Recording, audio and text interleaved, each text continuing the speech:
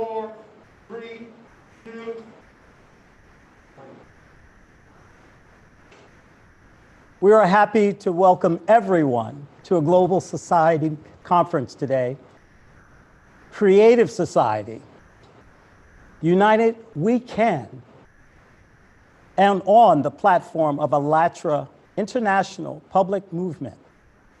This is an historical day, as today we are united with millions of people all over the world, countries everywhere, in order to openly discuss the severity of the current situation in the world, and most importantly, how we can build the better creative society worldwide by peaceful means and start living the life worthy of a human being. The conference is today will be simultaneously translated into over 30 languages and broadcast on thousands of channels all over the world on this platform today. We were supposed to have this event this past May of 2020, but due to the pandemic, we kept postponing it. And finally, we realized that we can host it online, and it took us half a year to realize that. We thought, why should we wait when we have this amazing technology today? We can come together online and regardless of the pandemic, unite and have an honest discussion that is so vital today. This conference is organized by volunteers from all over the world for all people worldwide. And today, let's talk about the perspectives for the future of humanity that all people are looking for and simple steps towards achieving it. Because everyone wants prosperous and safe world for themselves and their kids, but do not know what to do and mistakenly believe they cannot aid in the change. And today, let's draw the parallel between the world we live in and the future we all desire, the creative society, a world worthy of a human being. If we want to live in harmony, then why do we live in a world with wars, destruction, and separation? When the consumerist format that we live in is leading our society towards self-destruction, who aids in the formation of tyrants and how they manipulate and divide us, who benefits from wars and conflicts, why instead of fixing the problem of hunger worldwide, we are supporting those who want to decrease the number of people on the planet. Who is our true enemy, people or system? Let's talk about how your silence depriving all kids of the future. Let's talk today about what is a true unification and how we all can unite in one idea in order to change the vector of our society's development from a consumer-oriented to a creative society by peaceful means. The conference is initiated by people, for each person, because each person can do a lot to help build a creative society in the near future. Let's begin by opening our eyes to the reality of the present day. The sooner we do this, human beings will once be able to come together. At least for now, this is our planet, and this planet is ours. It's our home. Let's begin to build a better life together for everyone. We are going today talk about the truth of the world and where we live. We are not going to talk about anything else but the reality of it all, because the sooner we do this, the sooner we start telling the truth, we can build a better life for us and our children. So let's begin. Start.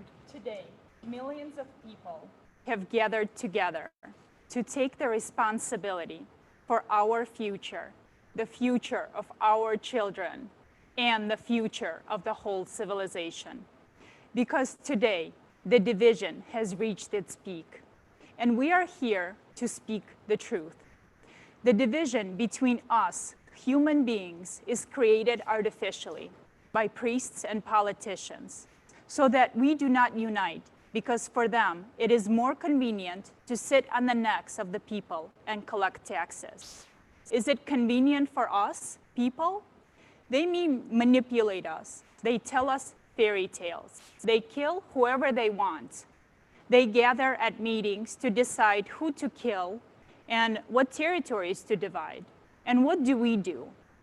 They create wars, supposedly to free the people, but they destroy their homes and take their lives.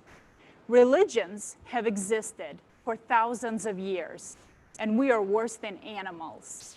Have they made our lives happier during this time? Or have they brought us closer to God? We haven't even come to humanity, let alone to God. Just like the politicians, the priests are not fighting for us, but for their own power.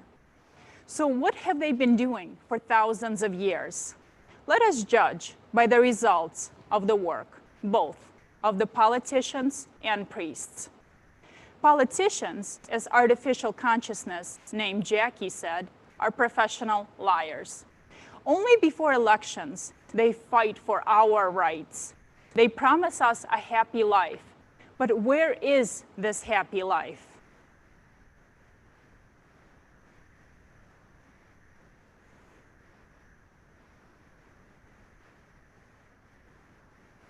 No.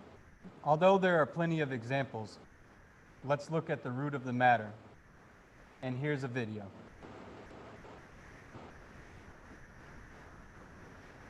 Not bad.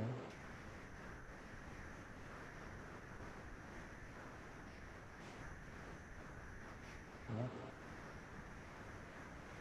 Yes, and today we want to take a look at one video that talks about, that will show us, give us an example of what happens to regular people while the politicians rule. So let's take a quick video, watch a quick video about World War II.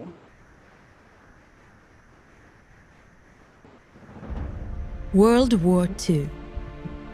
The city of Leningrad was under blockade for 872 days, from 1941 to 1944.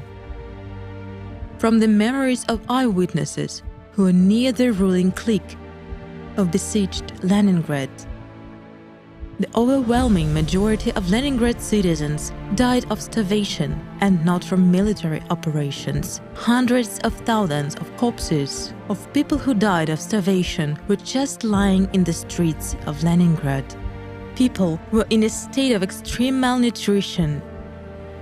Already in the first months of the siege, hundreds of people were arrested for killing people to eat the meat of their bodies. At a time when the citizens of Leningrad ate dogs, cats, rats, killed adults and children, and ate their corpses, the ruling clique, in particular the first secretary of the Leningrad regional and city committees of the CPSU, Andrei Zhdanov, as well as his henchmen, didn't refuse themselves anything, neither smoked sausages nor favorite cakes. Thus, for the owner of the city, Comrade Zhdanov, his favorite cakes were specially made so that it would be easier for him to think about ordinary citizens of the city. After the siege of Leningrad and up to this day, historiography is trying to turn inconvenient reality, the truth about power, into a myth. But look yourselves at the photos of those years. This is the owner of the Leningrad and his retinue representing the power And these are the ordinary citizens of Leningrad. Make your own conclusions. Jason.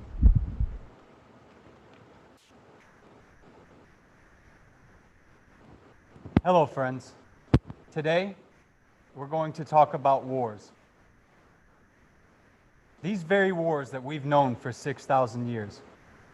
And I would like to share a personal story with you. In 2011, I'm in Afghanistan. There's choppers flying around, killing human beings. And I'm there to do a job because I'm proud to do this job for people. However, what is challenging for an experience like this is the normalcy of seeing a 7-year-old ride around on a motorcycle with an RPG. This is the norm for many people all over the world. However, this isn't how we would exactly explain war. Okay? War is poverty, economic hardship, a child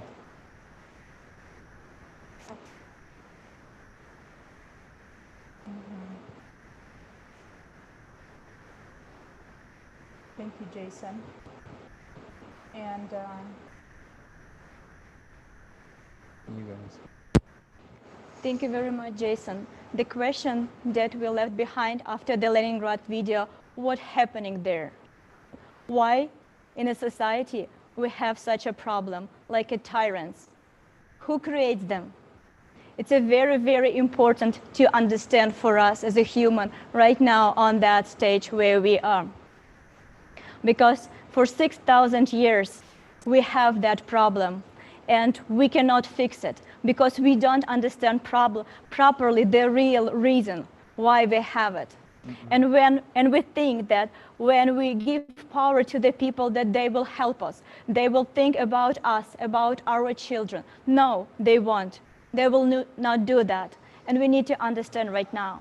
And the next speaker, Alexander Masny from Germany, will help us why such a change happens in our brain and people lose empathy when they go to power.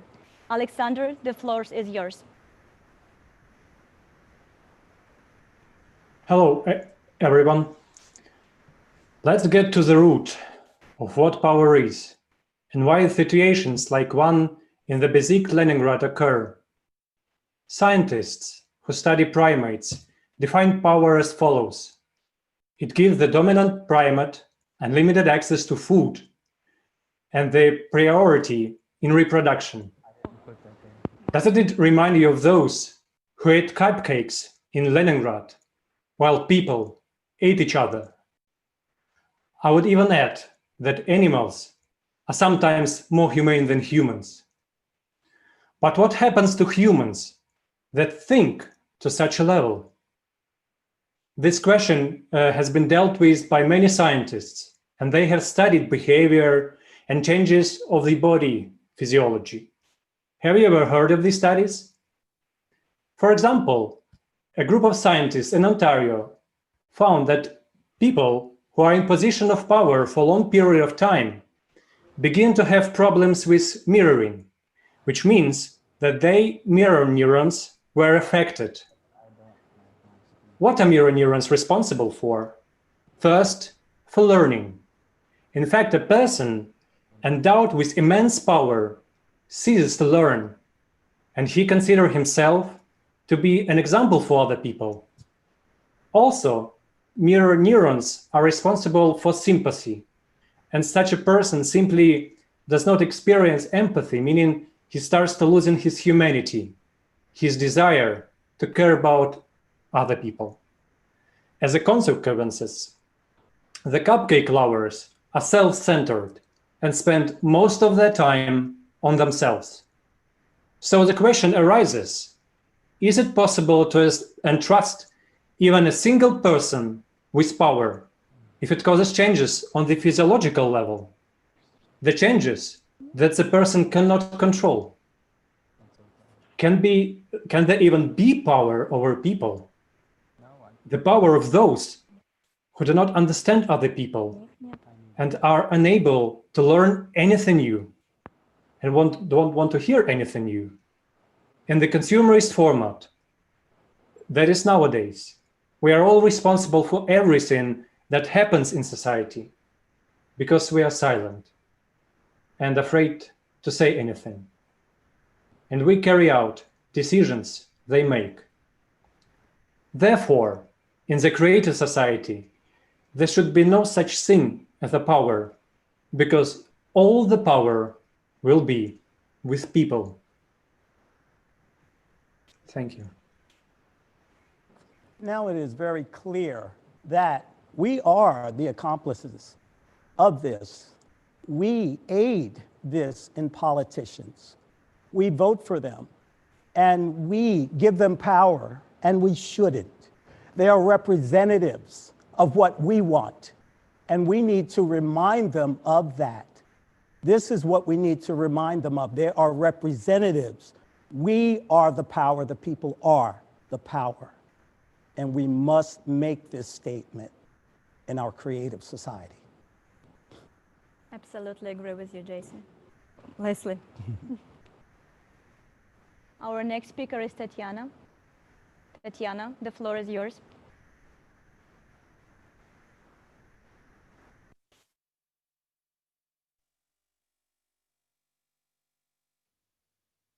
Мы сегодня уничтожаем друг друга. We destroy Даже each other независимо, today, even мы не говоря уже о notwithstanding. войнах. So, Только not talking слепой about при этом и wars, глухой, и вообще ненормальный, не just look знает о what's going изменении on, климата.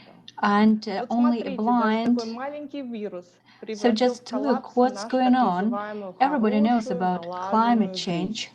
Почему в Little пандемии pandemic and вмешалась politics gets политика? mixed. Не слушают ученых, When there is специалистов в этой vaccine, области. Сегодня why есть все. don't they И multiply it? вакцинация, и протоколы Because лечения. of Почему не business дать эти and общие знания politics. в опыт внедрения каждого государства? Почему это превратили в If бизнес another и country made политическое it, then it's влияние? scrappy. Тебе дам, а тебе Because не every дам. dead person is a politician's fault Будет нести ответственность who didn't make a политик decision за in смерть time. каждого человека. This is his Потому, responsibility, but will he потому answer что for он не that? будет, No. потому что он Why? своевременно не Because принял life решение. Или его is решение not было the в его highest личных value in the каких-то consumerist интересах. format. Конечно, ответственность будет за нем. А Of будет course, он the отвечать? Нет. responsibility Почему? Потому что should жизнь be человека не имеет on никакой politicians ценности в and doctors, потребительском формате. but Сегодня life is пандемия во not всем the мире. highest value Сколько in the обездоленных, consumerist сколько format. человек умерло, This сколько pandemic, so людей еще many умрет destitute people, so от many загнанного people died. состояния, от потери жилья, средств на And существование, how many насилия, people would одиночества die и так just далее. being Я не буду homeless and перечислять of все. loneliness and for other reasons? I'm not going to just enumerate all the reasons, but it just doesn't depend on any continent or country. Just look around you. So in this situation, you know, we've just got one very important aspect, that the representatives of our states, the so-called governors, and it doesn't matter in what country you live, so they do not care about their people's safety, but all they care is about their power. So such cupcakes, flowers we have, but we have a fact that every day thousands of people die because of responsibility, not because doctors are not fighting for their health, or we are just don't have any pills. We have everything. But if you do not implement their rules, then it doesn't work. So what hinders us from implementing the technologies? Because each laboratory, makes all those vaccines on its own. But what is funny about all that? They do it with the help of money. Because, today at stake, it's not only money, but, or not just, power and this economic and political impact. And each person sees that and feels it. So why are these so-called governors destroying our lives? Who will be responsible for all this? Why aren't they bearing responsibility for people's death? Who gives the right to this elite? So the answer is quite simple. We give these rights to them. We are not victims, but we are accomplices. And we're not just accomplices, I would say we're even suicides, because we support these consumerist ideas. We keep silent, we do not do anything against them, and although each of us knows that it is not to live like that, it is inhumane and it's not okay at all. It's not okay to live under such inhumane conditions when we don't have health care or high quality higher education. Even, animals, they stand for their just families, but we do not. So what legacy do we leave for our children? Do or will such cupcake lovers think about their children? I do not think so. So they are so degraded. They are not humans, and only the creative society where life, human life, is the highest value, then only in such creative society there is a perspective and prospect for the whole civilization, and only we together can we develop that.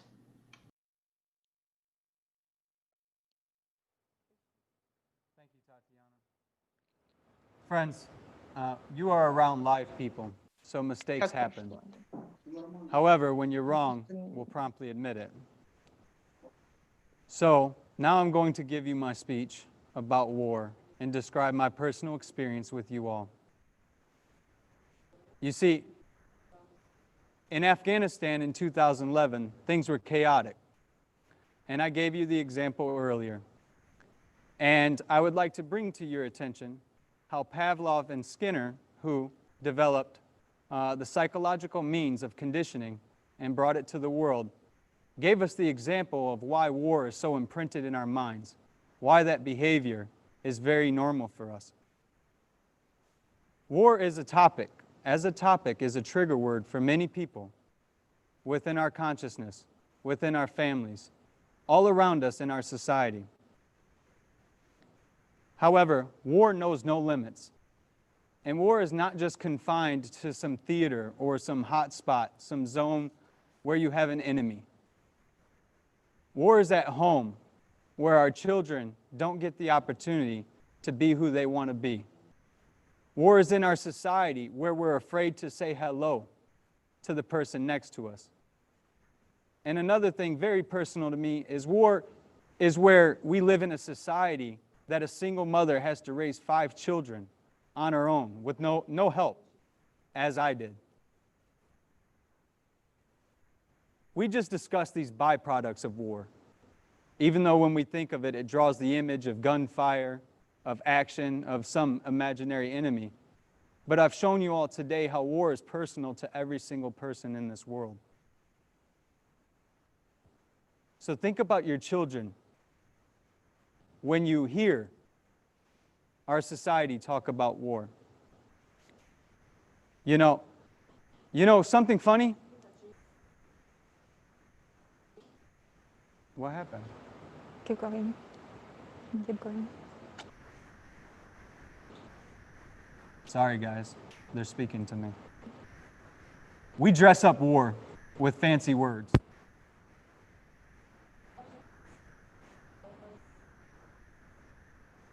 What happened? You guys... My apologies, it's a bit emotional. But I'll tell you how I dealt with it. The first thing I learned when learning how to overcome war and this trigger in our society was realizing that I could view all people as human beings, that I could walk around and not fear a person for looking different than me. That being said, I'll give you an example of how easy it is to walk away from this condition. All of these conditions that impose fear on us when we hear this word war. Imagine right now, all of us are holding a ball, and the ball is made of rope, and it's knotted up. But we've been conditioned to go back and untie that knot. But it's simple, it's really simple. We can just drop that ball of rope and move on. It's that simple. Tupac Shakur, an artist who had great influence on my life, had told us all, it's time for people to start making some changes. Let's change the way we eat, let's change the way we live, and let's change the way we treat each other. You see, the old way wasn't working, so we have to do what we have to do to survive. But as I got older, I disagree with him now on one part. We can no longer be in the mentality of surviving. We need to thrive as one family. So I ask you all to think about this and how we've been conditioned for 6,000 years to think that this is a way of life. Thank you. At this time, we're going to watch a video about the American dream and about our elections. You see, I laugh because we understand it's been a lie, but then we forget it a few days later. So I ask that you all who are watching today give attention to this video and really think about it, what it means for you and your family. Everyone in the room with you right now, everyone watching with you, and your loved ones, what it means to you. Please, the video.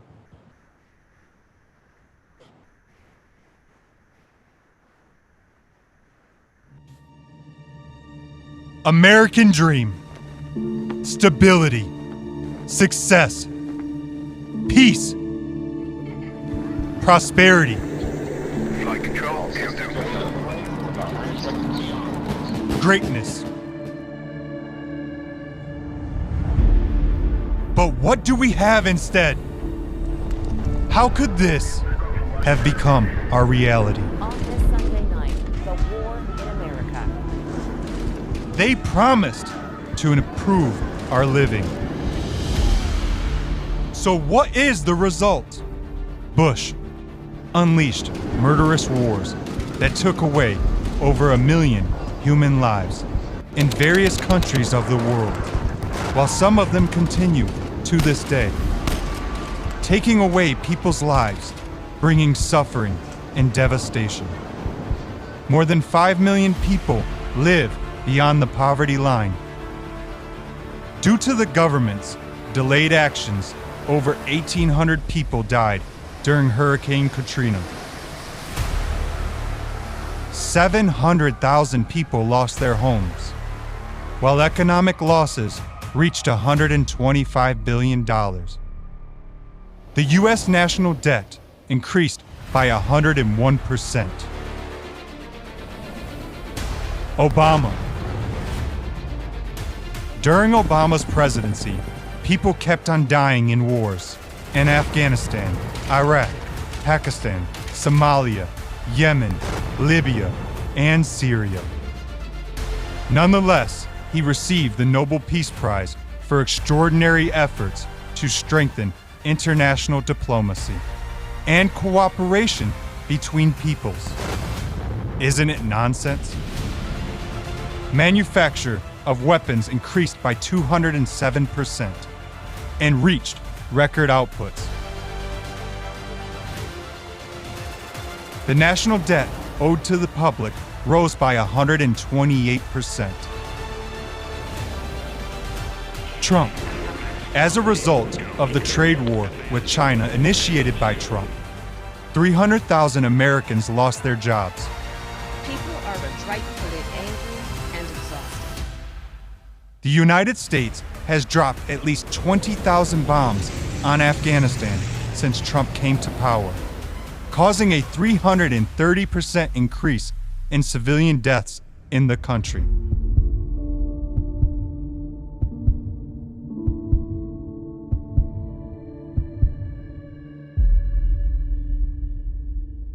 The Trump administration increased expenses for development of new weapons by 49% to more than $100 billion. The federal debt went up more than $2.4 trillion. The annual deficit hit nearly $1 trillion in the fiscal year 2019. Along with the federal debt increasing during all these presidents, the level of happiness of ordinary Americans is decreasing.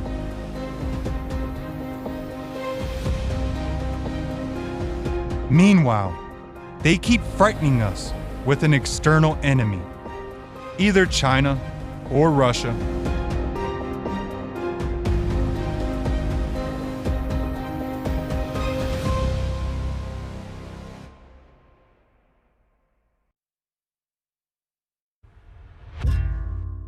The United States is imposing new sanctions in key sectors. We return now to the Trump administration's sanctions. Danger of Vladimir. The Trump administration announcing just minutes ago that they're going to impose new sanctions on Russia.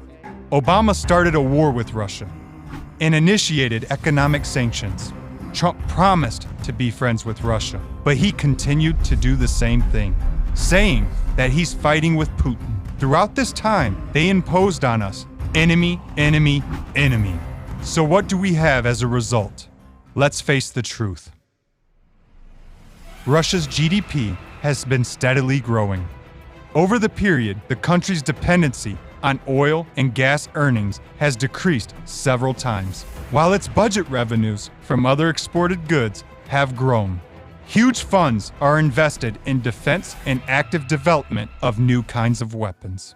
Due to these sanctions, many American and European companies left Russia, although for them, economic relations with this country were profitable. So who has ultimately suffered from these sanctions? Given that they have weakened NATO and strengthened Russia, that has become much more powerful and dangerous. So, whom do the initiators of the sanctions work for? For NATO or for Putin, the Russian defense industry? It is time to face the truth. Behind the designated enemies who are supposed to unite us, we don't see the true enemy, the consumerist format of society that turns us into enemies even within our own country. Tell me, what kind of enemies are we? Just think of it. Americans are trampling on the American flag. Stop it. What about the greatness of our native land and the American values? It is pointless to unite on the image of an enemy. We thus make him stronger. We don't need enemies. We need friends. The real enemy of America is the consumerist format, which forms our silence, indifference, and our greed. We don't need enemies. We should gain friends. Otherwise, we will make the enemy stronger than ourselves. Bush, Obama, Trump. There were so many promises, but life kept becoming worse. Why? Because we supported the consumerist format and were idle. You can blame them, but what have you done? A president is nothing more than a human like you and I. And one human cannot improve our life. Only if we unite will we be able to do this. Maybe the time has come for us to support our president and to build the creative society together. Now, Biden is coming to the head. What will be next? Will we again shift the entire responsibility onto one person, onto our president, throw him into this chaos and uncertainty in the severest of conditions, and keep being idle ourselves? Or will we unite all together, roll up our sleeves, and jointly undertake transition from the consumer to the creative society? No matter how great the president is, he won't be able to do that without us. Peaceful society is everyone's responsibility. We must restore the greatness of America and the integrity of the entire world on the creative society basis. It is the only chance and the only alternative to this consumerist format, which destroys everything most valuable to all people. We must stop dividing America into Democrats and Republicans, for all of us are Americans, and America will be able to become great again, but only through unification. We must show an example to the whole world. If we don't do that now, will America be the kind of country it still is, or will it become a third world country? Are you ready to leave the country without a future for your children?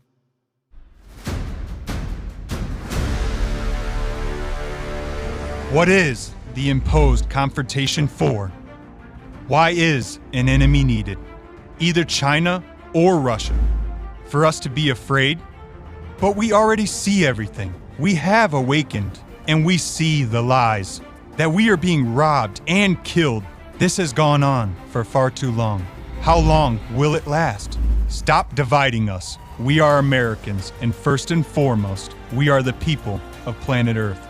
We need the creative society. If anyone says that it's not needed, isn't he the enemy of America and the entirety of the world? After all, he is against you, me, and our children. Who can be against our happy future?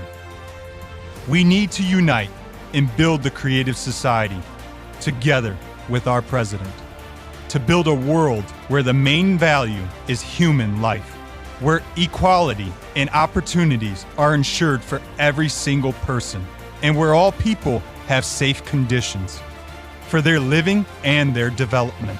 Creative society is a world where every single person is important and valuable. In such a format, the debts of all countries, loans, and mortgage debts will be written off. Why? Because they will be pointless. The point will be in the humanity's development, in unity and prospects of peace. We can start the history of our own humanity anew today. Creative society is possible. In order to build it, we should unite and convey this information to one another. What can you do right now? Share this video, and everyone you know and everyone who can will tell the world about the creative society. It depends on you what kind of world your children and yourself will live in. Can you look in the mirror?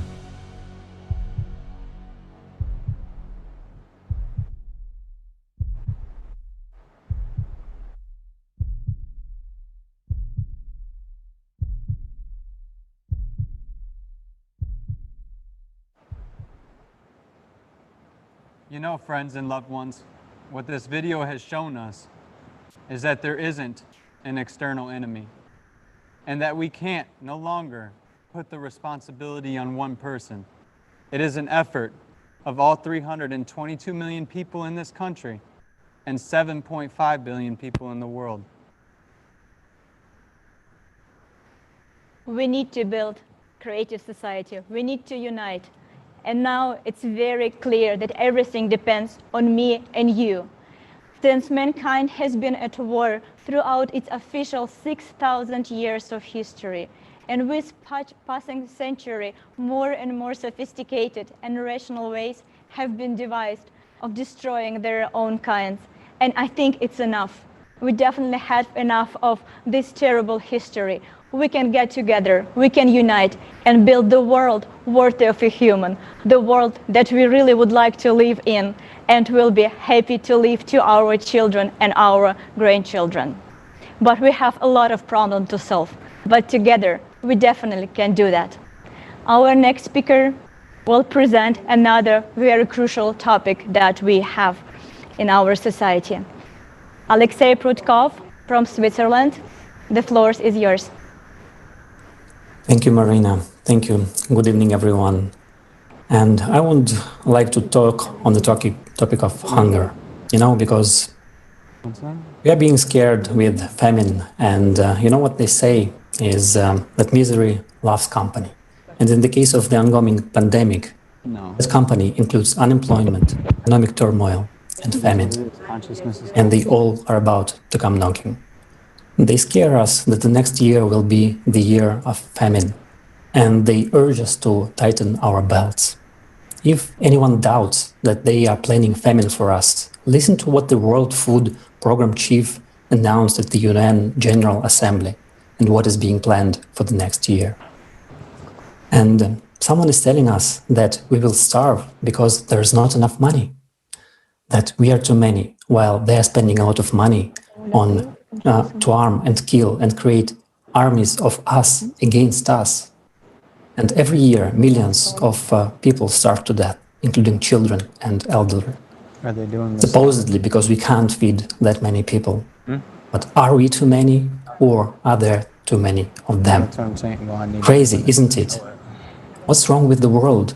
And what's wrong is the consumer format of society that has dominated for 6,000 years.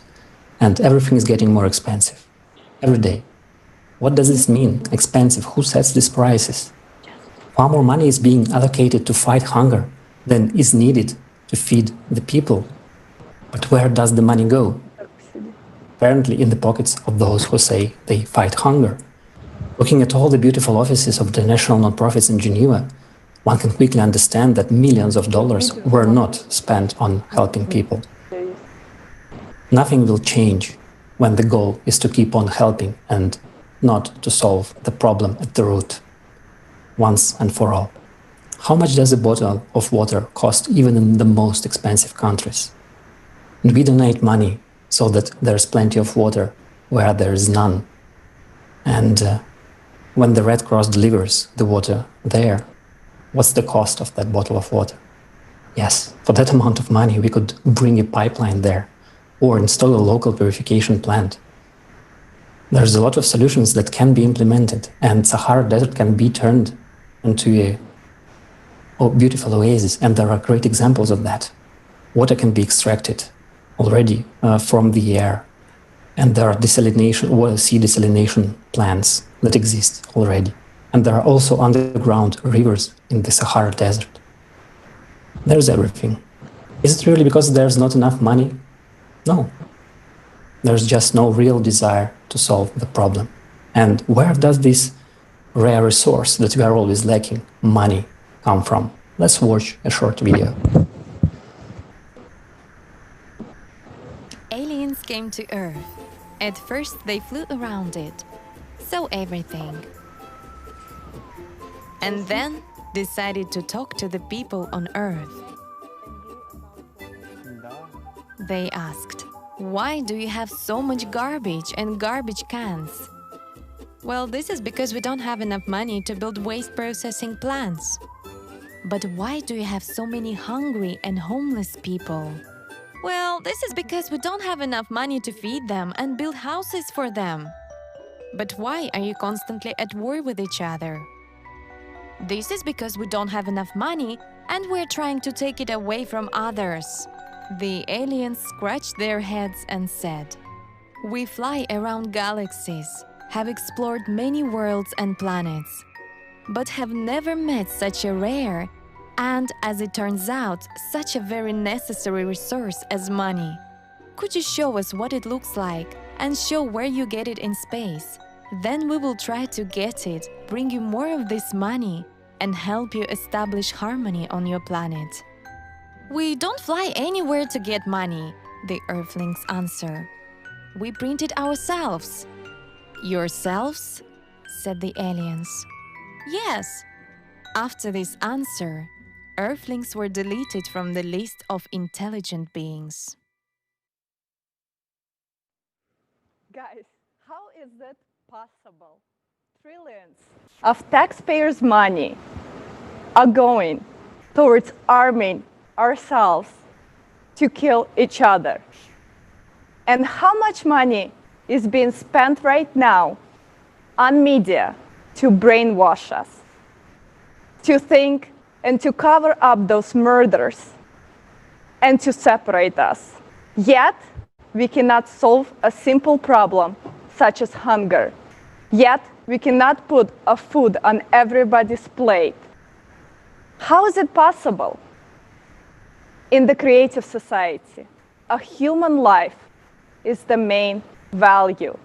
There will be no hunger. So if you think about it, how much money did we spend this year or right now on making our world a peaceful and loving place for all of us? And how much money is being spent right now to make us an enemies, fight and separate? So these people want us to kill each other. They want everyone suffer of hunger. And while we are starving to death, they want to eat their cupcakes and choke on their sausage. Jason? The Club of Rome, every single one of us in this world knows who they are, because it's the very people we try to imitate.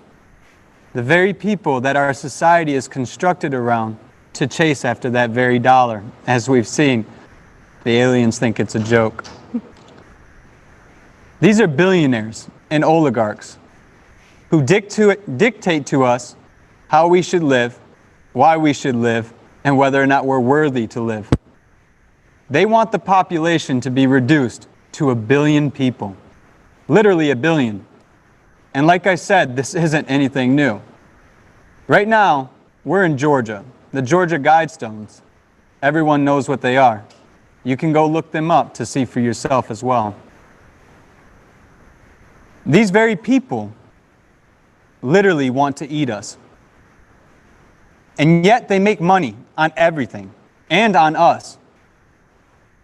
But friends, where are we in all of this? Where are we? Are we not counted in their statistics? And why do we keep quiet? Every single one of us keeps quiet.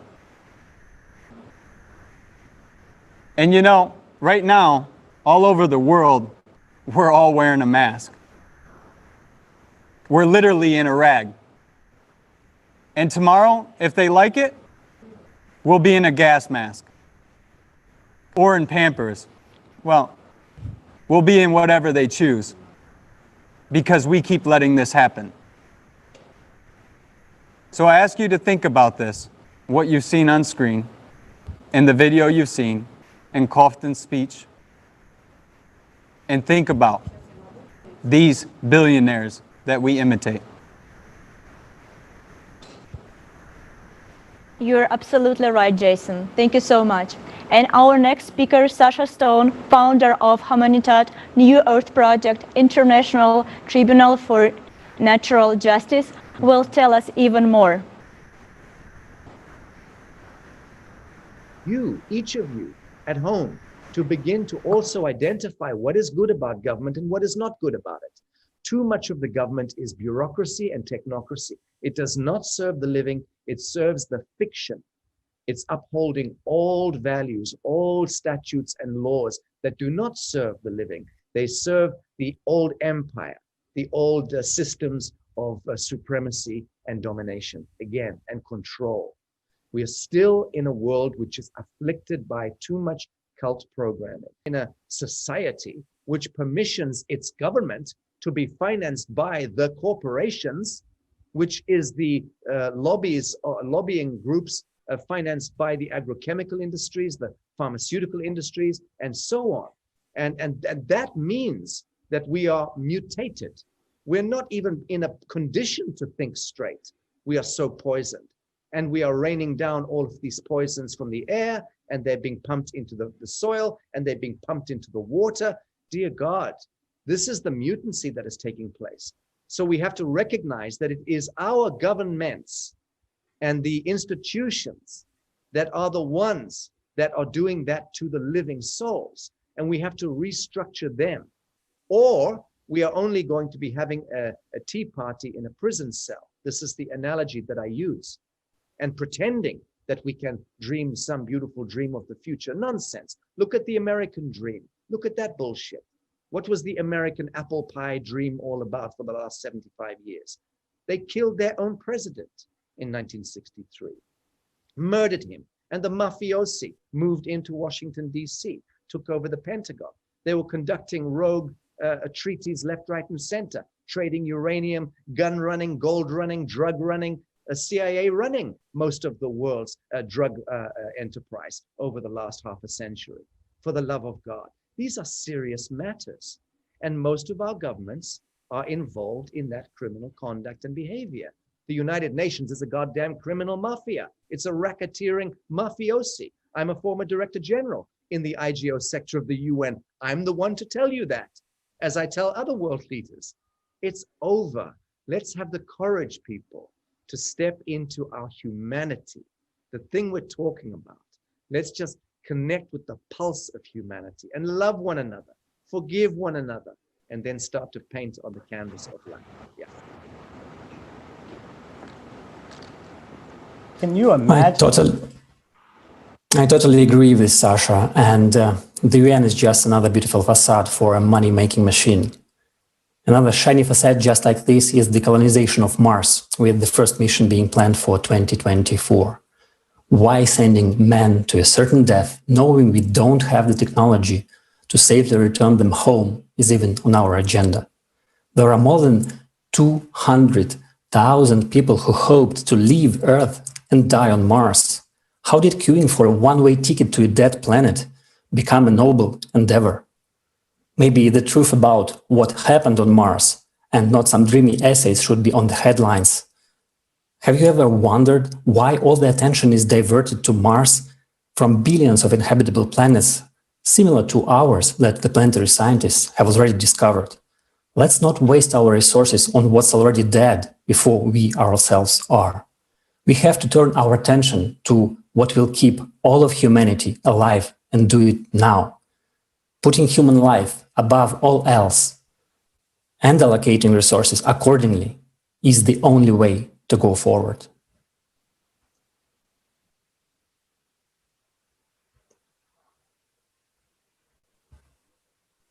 It's a good example.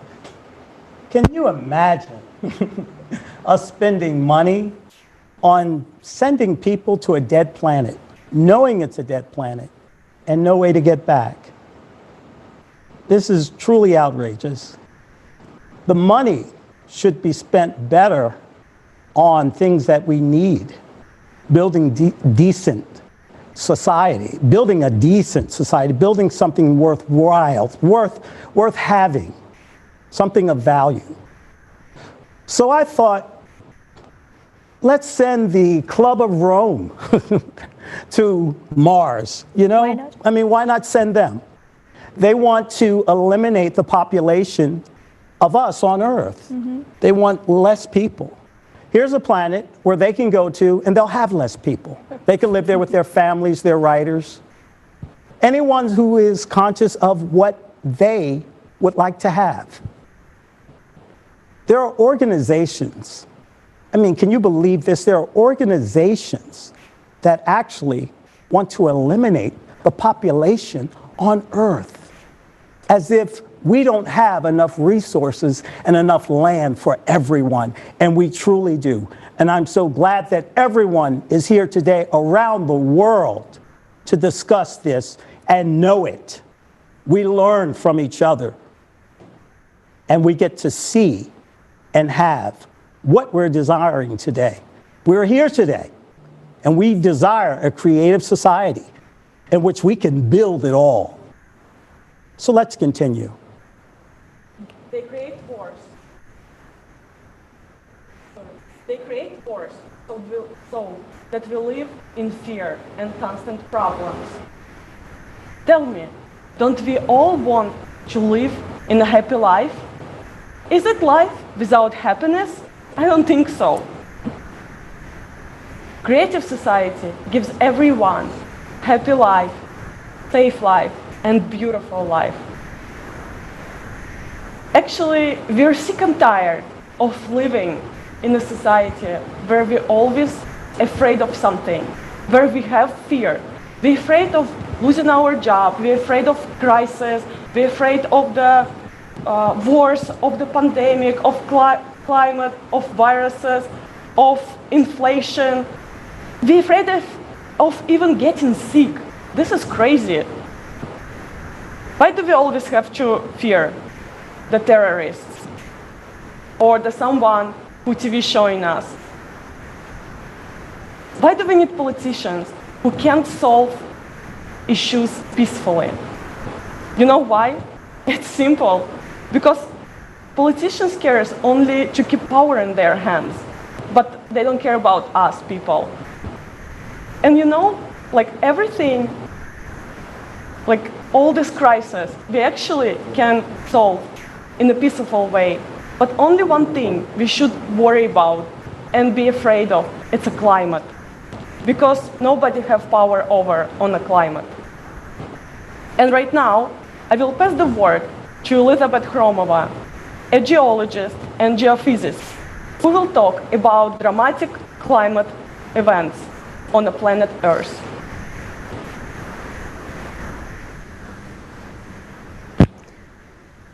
Добрый день, дорогие друзья. Good afternoon, dear friends.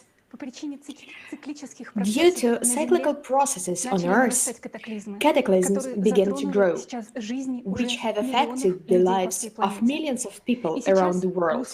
And now you will learn about a sharp climate change, sometimes that for some reason the official media are silent about. Geodetic sensors are now registering the expansion of the Earth along the equator.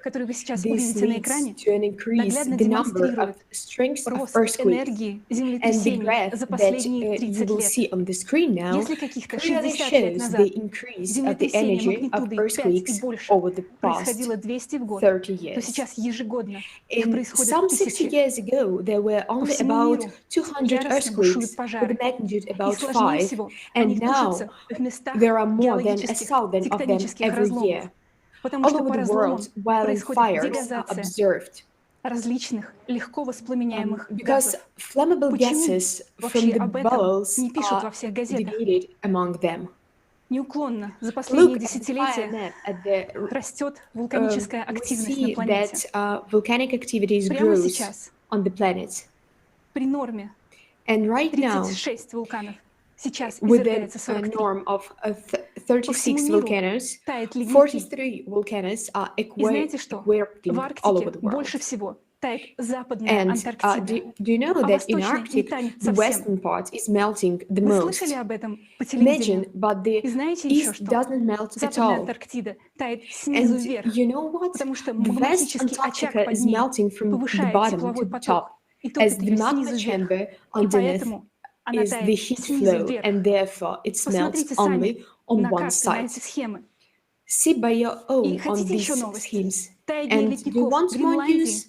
The melting of Greenland's glaciers are also associated with the flow of internal heat from the boils. The glaciers in Greenland and Antarctica are now losing 3 times more their mass than they were 30 years ago. Think about what increases of the activity of the heat flow from the boils of the Earth.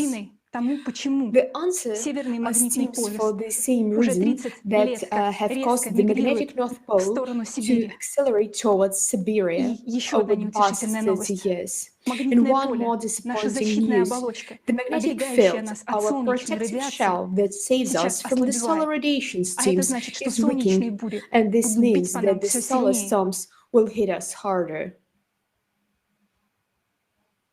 The global climate change in 2020 had reached a new level. This level is characterized by synchronization, simultaneity of ongoing cataclysms, and this gives an increase in their destructive power, and this progression continues to grow. We are talking about this not to scare, but to warn you. Realizing in this situation, silence and inaction will lead to the loss of millions of human lives. We want to show statistics, and we ask you to pay attention to the graph at the end of the video.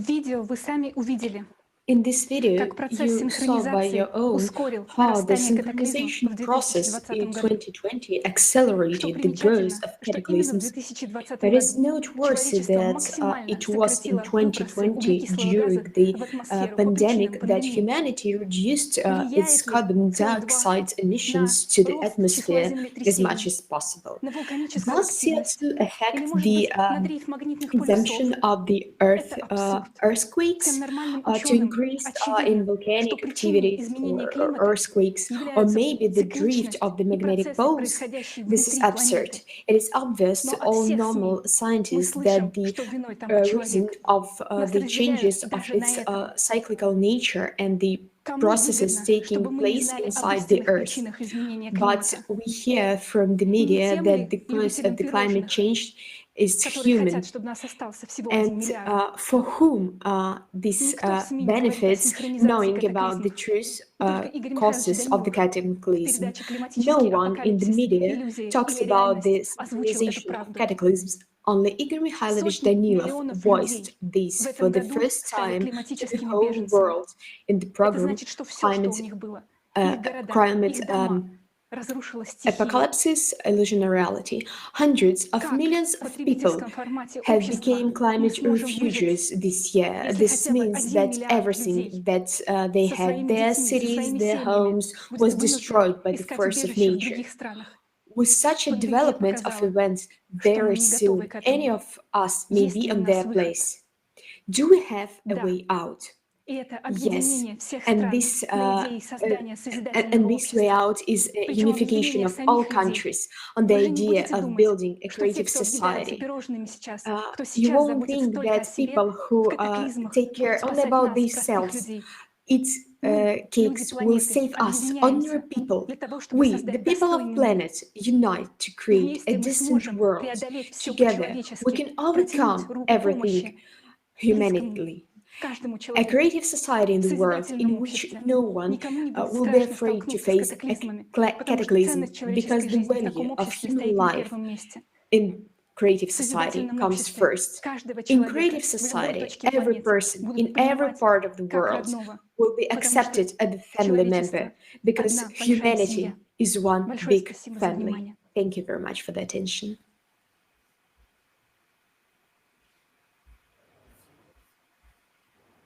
Thank you so much, Elizabeth, for this awakening call. We're so grateful for the evidence presented by you. It gives really all of us a lot to think about. And it is so obvious that in a consumerist society, we do not have a chance to survive the upcoming cataclysms. And this includes even those who eat the cupcakes. And only in the creative society, we will not only survive, but we finally start living a life worthy of a human. Our next speaker is Alina Fedorova from Switzerland.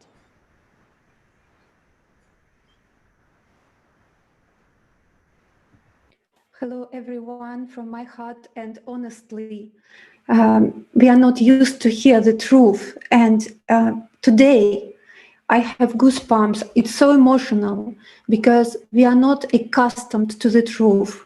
We got used to be manipulated, and we are manipulated by media and by governments. But today, we people from all continents, we gathered together to tell the truth to the whole world. It's not anymore a small talk in the kitchen.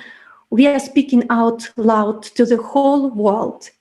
We are too many to be silent. We don't have to ask permission to gather and to start talking.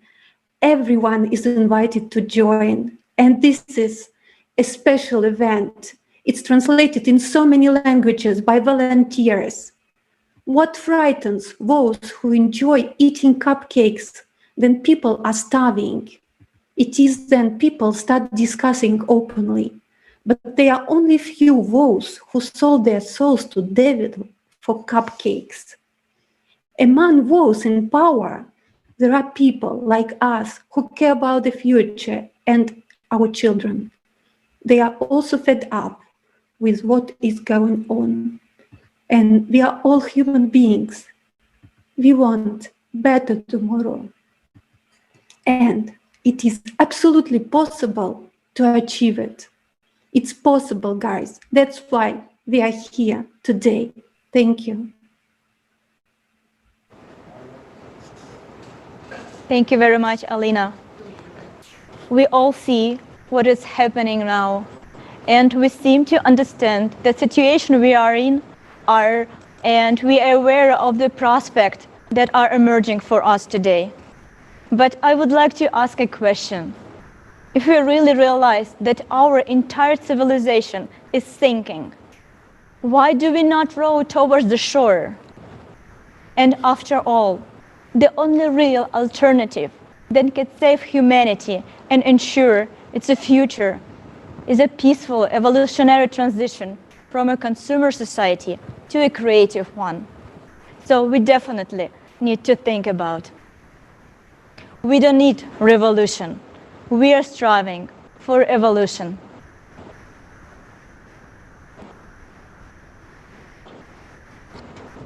And next we have Diana, how do you pronounce? Olejnik. Diana Olejnik will be next speaking to us. She's a psychotherapist from Ukraine. We welcome her. And she will tell us, well, why our civilization, even when we see that we are coming to an end, continues to do nothing, looking for an excuse.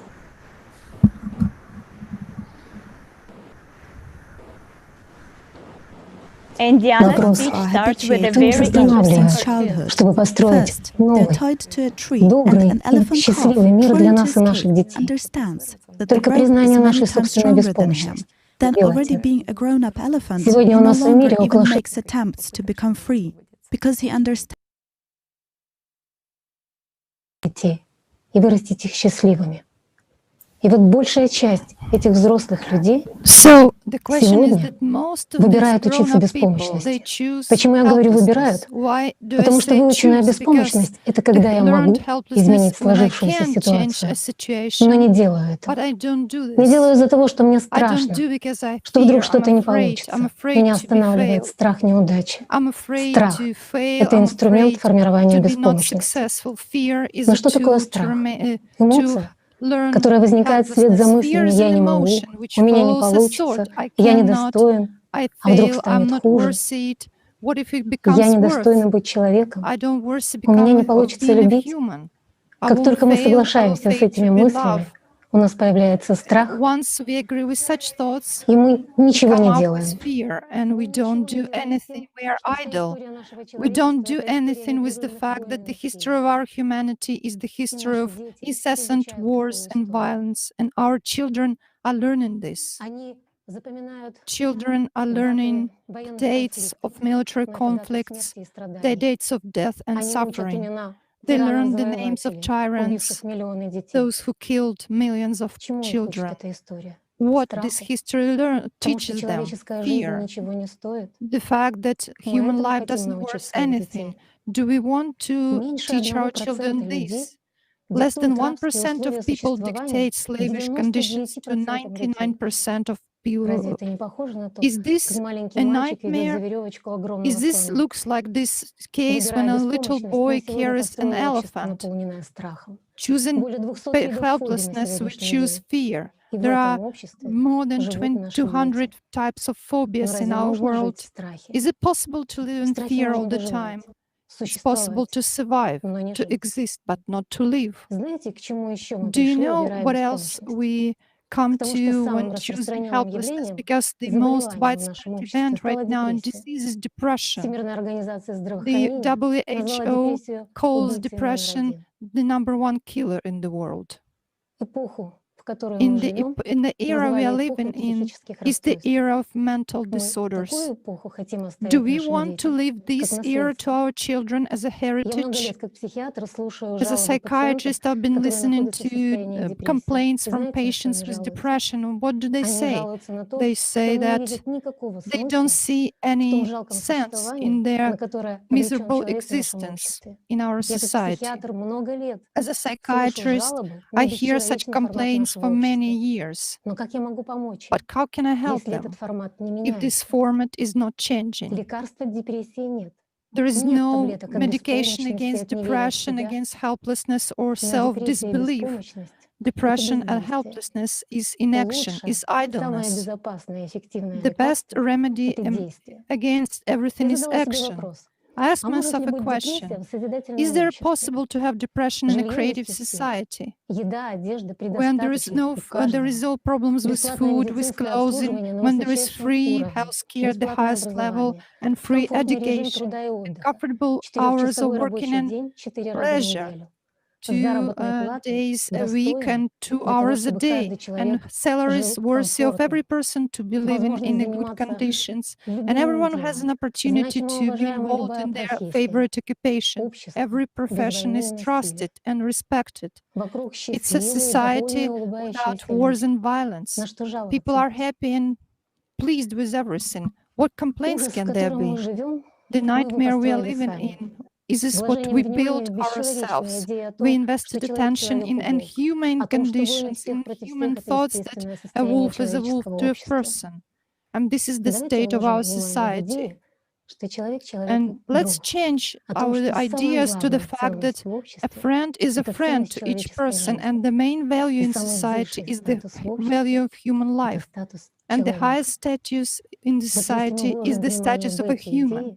If we invest attention in these ideas, we will be able to build a happy and safe society for everyone. And this is the choice we are facing right now. Who will prevail in the society and who will prevail in each person, a beast or a human? What we invest attention is, what we choose is what will be. Today, the choice of the creative society is also the choice of what example we will show to our children, the example of helplessness or the example of action. Why are we helpless? Are we helpless to be kind? Are we helpless to love? Are we helpless to be sincere and open? Or are we helpless not to support each other, not to support violence and evil in our society? Upbringing is upbringing through our own example. If we want to see our children happy and free, we need to become free and happy ourselves. Consumerist society is a society where fear predominates, is a society where helplessness is formed, while creative society is the conditions of love and support, conditions where everyone succeeds in everything. What we will choose, love or fear? By choosing fear, a human is idle. By choosing love, love for himself, for his children, for his relatives, and all people around, a person is taking action. Thank you very much. Now we will see a cartoon that will show us what is learned helplessness. Elephants are habituated to a rope since childhood. First, they are tied to a tree, and an elephant calf, trying to escape, understands that the rope is many times stronger than him. Then, already being a grown-up elephant, he no longer even makes attempts to become free, because he understands that the rope, which is stronger than him, will win anyway. And when already a human the strength of a human and an elephant is incomparable, but an elephant still submits to a human and follows him with his head down, is the same in human society. The whole point, imagine. An ordinary human, skinny and little, is leading an elephant on a rope. Why? Because the elephant believes that the rope is holding him. Friends, we have the same thing. Nothing is holding us, except our imaginary rope. And I would simply like to say, friends, let us stop being stupid elephants, and let's become humans. Depression. Fear. Isn't it funny? Depression and fear is this inner prison. But how can we have this inner prison when we're supposed to live in the land of freedom? In tribes, there's no depression. But society is constructed in a way that it can be this way for us too.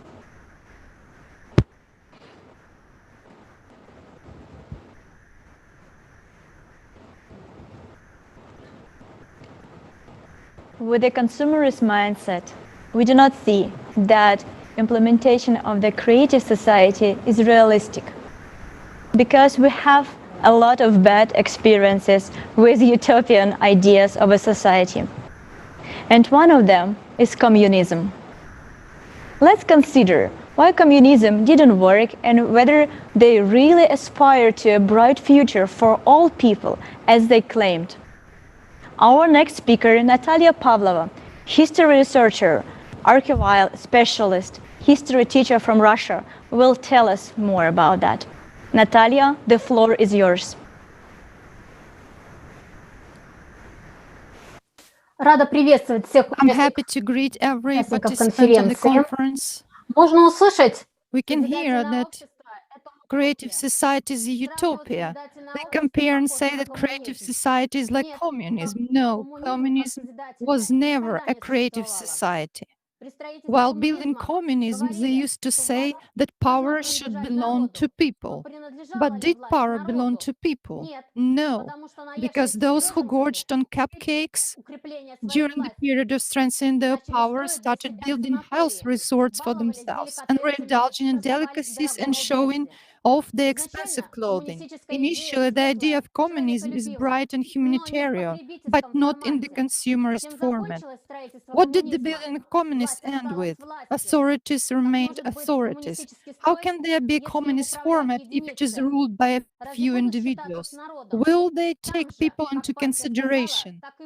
It's like party said, and that's it. They never built communism. In society, power remained in the heads of despots. In the creative society, the concept of power is absent, since responsibility for society as a whole, its development, living conditions, and harmonious format lies with every human.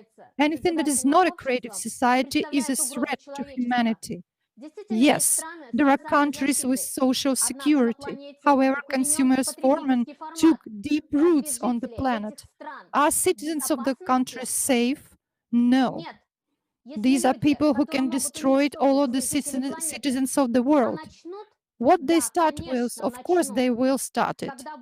When there is a threat to lose their power, they will direct their efforts to reduce the human herd, in quotes, so that it would be easy to manipulate us. Of course, they will start war, violence, famine. Vladimir Ilyich Lenin, the ideologist of the World Revolution, he composed his doctrine of communism to hold power.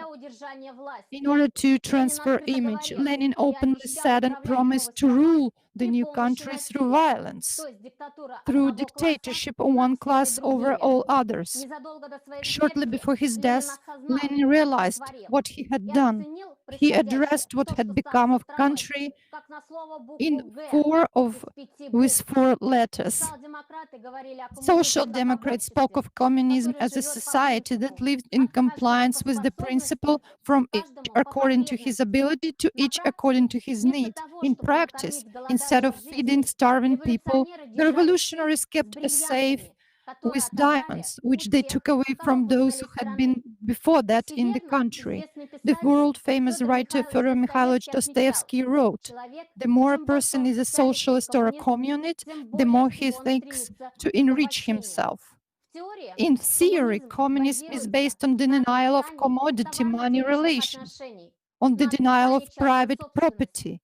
After the revolution in Russia in 1917, society began to be built on the basis of the doctrine of equality of capitals, the communality of property, and the right of every person to the property of others. At the same time, the Soviet officials had in their disposal luxurious apartments and expensive cars. That is why even today it is strange, to say the least, to consider people who use private property as communists. The idea of communism can be appealing while there is absence of knowledge of historical facts. There are those people who use the idea of communism falsely, who know that they are unattainable, yet they do under communism in quotation marks in order to enter the Duma, the parliament. In the program of the Communist Party of the Soviet Union in 1961, They updated the definition of communism in order to maintain the ideological subordination of all countries to the socialist camp.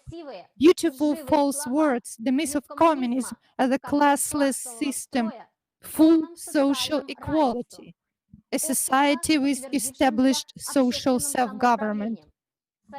Soviet authorities claimed a desire to surpass the standard of living in a rich country, to catch up and overtake America, although 30% of Soviet citizens lived below the poverty line. Communism turned out to be first and foremost a solution to the basic consumerist problems of the present. At that time, people were joking. To the question, would there be a KGB under communism, they answered no, but at that time, people would have learned to arrest themselves. Will there be money under communists? There will be, but not for everyone. Is it true that under communism you will be able to order food by telephone? It's true, but it will be dispensed on TV. In the past, our ancestors did not take care of us and left us a complicated world dominated by lies, injustice, and misanthropy. I appeal to you, a human. Your life is the highest value. Will we, people of the 21st centuries, also be such cynicist monsters and leave such a world to our children? Will we do this the same? For how long they will lead us? We probably should leave a positive legacy, because we are humans and every one of us is a human. We are worthy of a creative society, and our children even more so. If we don't do this, the children will know that we had a chance to build a creative society, but we didn't use it. We can choose the path to evolution to ensure and sustain social progress. But then they will tell us thank you. In fact, we ourselves would like to live, to see a peaceful, civilized world. I understand we have a choice to become a civilization worthy of humanity, to become ourselves a civilization worthy of a human being. We are very grateful for your comment, and thank you so much, Diana. Right now, we really can see that creative society is possible. The only borders that we have, it's only in our head. Thank you for psychology that allows us to understand it right now, and thank you for the history that help us to understand that creative society, it's not an illusion, or it's not utopian world. Creative society is something possible, but possible only if we really unite around this idea and start acting. We have seen the reality of a commercial society, and we realize that it doesn't work. It's a dead end. We need to do better. And this is well understood. We are in the midst of creating something that has been a long time coming, 6,000 years. A creative society project is one of the most unique ideas that this world has ever seen. And today, this world has come together. We, right now, have a program that we're on in over 35 languages. 35 languages in countries all around the world. But we are here speaking one common idea for a creative society, a life for everyone, peace, love, education, all together. Sharing our resources, realizing that we are one people on this earth. And it is up to us. It is up to us to do the right thing right now for ourselves and for our children. Yes, Leslie, I absolutely agree with you. It's definitely up to us, up to you and me and you, dear viewers. For those who join us today, I would like to remind you that the topic of today's conference is a creative society. We just finished our blog about consumer society and discussed what kind of threats we have in our society today. And we realize that we have only one way out, is to change the format from a consumer society to a creative one. So let's discuss what creative society is. A creative society is the unique form of a society. It's the society in which every single human can be happy. It's a society in which we will not have a poor people. It's a society in which every single person can live prosperous and enjoy their life, because the society will take care of its citizens, because every single person will help each other. What needs to be done? We really need to get together and understand what you, what me can do about that. And really, let's see what exactly creative society means. So, creative society is the first and foremost, is completely just and fair society in which human life comes first. It is a society of a free and equal people. In such a society, there are all conditions for comfortable and safe, stable and happy life for every person. It is a society when there are no wars or conflict, because its first foundation is the value of life. Just think about how the life will change if the value of life will go first. In such a society, there is no and cannot be violence in the family and in a society in any form, because the society itself cares about nurturing and developing all the best qualities in a person, and cares about suppressing and prohibiting the negative. And that's because we have a creative ideology, and unfortunately we don't have it today right now. In the creative society, high-quality healthcare and education are available to every person on earth, and this is so crucial. There are no crises in such a society because the economy is stable. Just think how many problems we will solve if we will have stable economy. That's right. There is no poverty and hunger in a creative society. None. There's no such thing as a starving artist. Everyone eats. Everyone gets clothed. Everyone gets to live comfortably. There is no monopoly on resources and property as we see today. Something that we all desire is to be able to go where we choose. We want to be able to share our resources with others, but when we have others in control of our resources because we've given them the power to do so, we must take that back. We must take it back, and we must use our resources for the good of all mankind, all around the world, in every situation. In such a society, transparency of information not only guarantees that the population is informed about important processes in a society, but also ensures a completely fair distribution of budgetary funds. And of course, it is a society in which an individual is directly involved in the process of governing the society. In the creative society, all decisions are made jointly, because there is not and it cannot be the power of one person over another.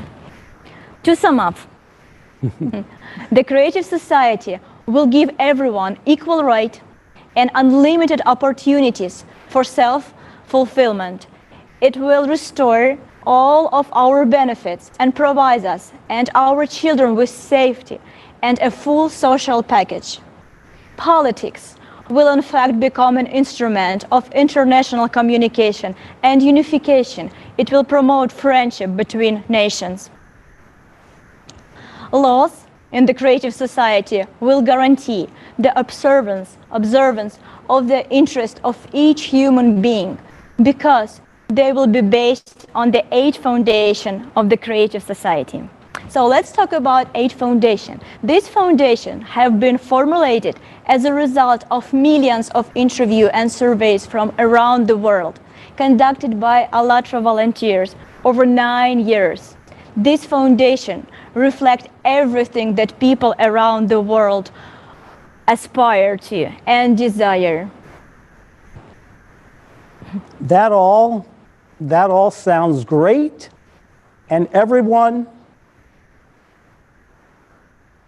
definitely want to live in such a society, right? Yeah, but I think we have a video to show. I think so too. Yeah. Let's watch the video. So let's watch the video, everyone. This is the video clip with the participation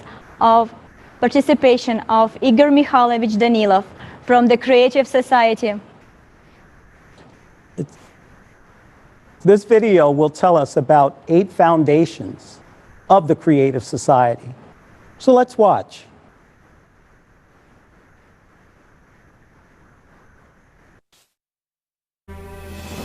This Creative Society project was born by the initiative of the people themselves.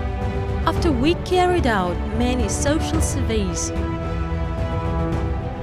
interviews, conferences, and well, we talked to many people really all over the world.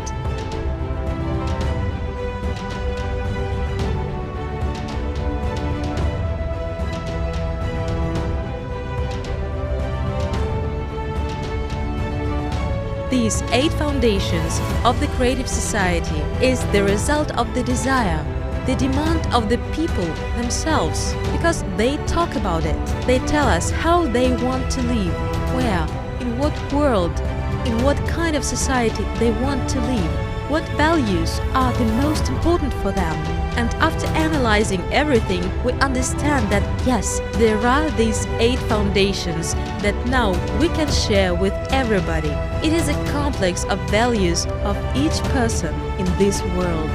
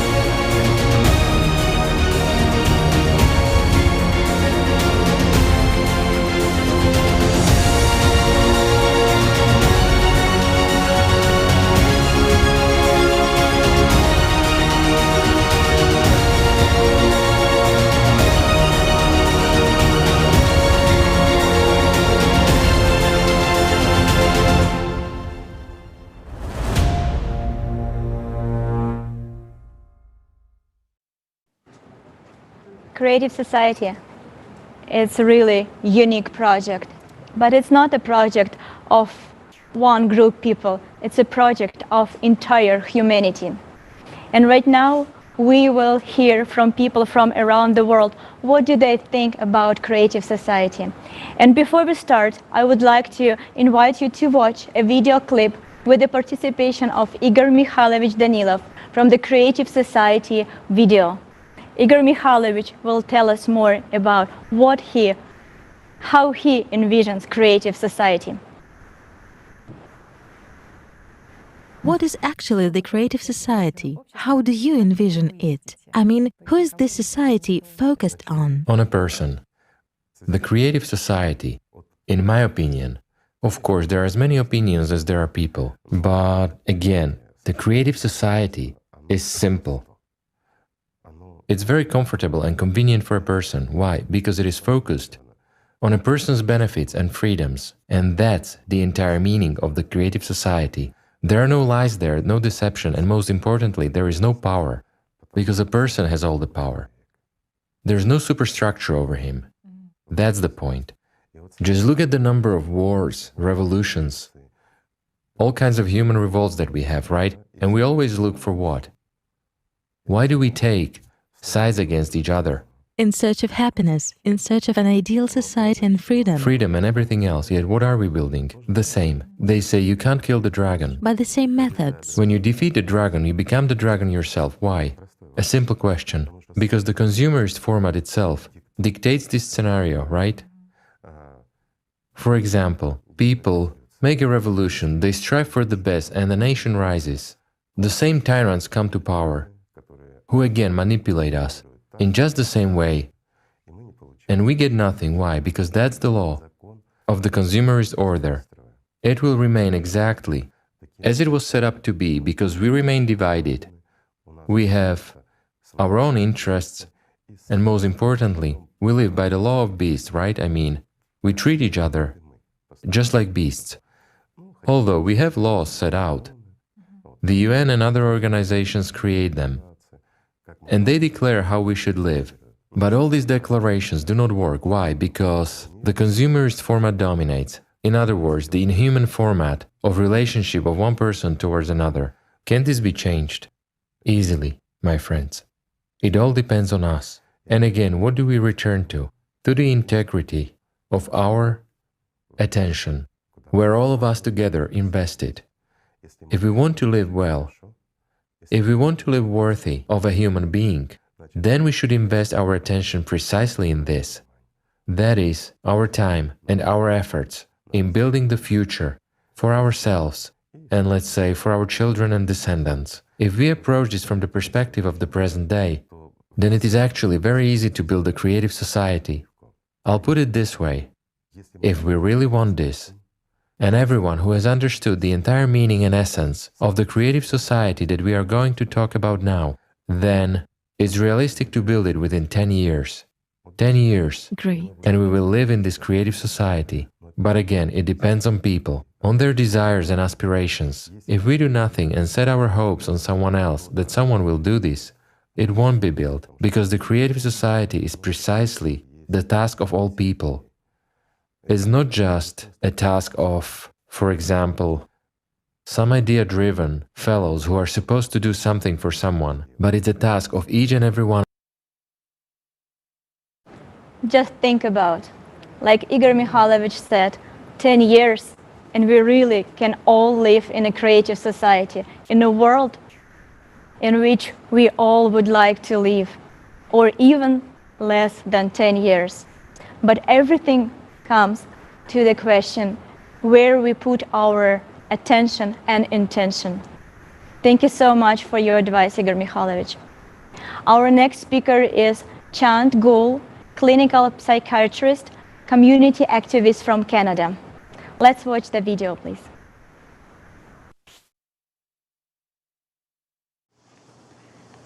I was honored when ALLATRA International Public Movement approached me to share my vision about the essential pillars of a creative society. It was an opportunity to also reflect deep within myself to explore what I consider as inherent conditions that need to be met for a creative society to prosper. Every one of us will have a different definition and a respective rich vision based on our personal nature, the life we have experienced, and the storms we have weathered.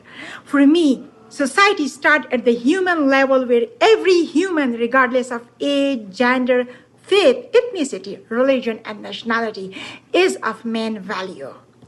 Where the safety and interest of each of those humans are safeguarded, where each of those humans have a supportive infrastructure and favorable conditions that allow them to carve out the best of human qualities, and where every human perpetuate the cycle of humanity. The essence of it all, for me, begins by giving the power to the people, where the nation's resources are used by the people for the people, where decisions pertaining to everyday life and value are not imposed to the people, but made with consultation of the people for the betterment of the population, for the purpose of establishing a creative society where we can breathe freely. The issue of resources allocation is very close to my heart, as I have seen how misallocation leads to communal poverty and as a result regress the society. The government can not and should not make a monopoly of power, but should consider themselves as guardian of the people's welfare.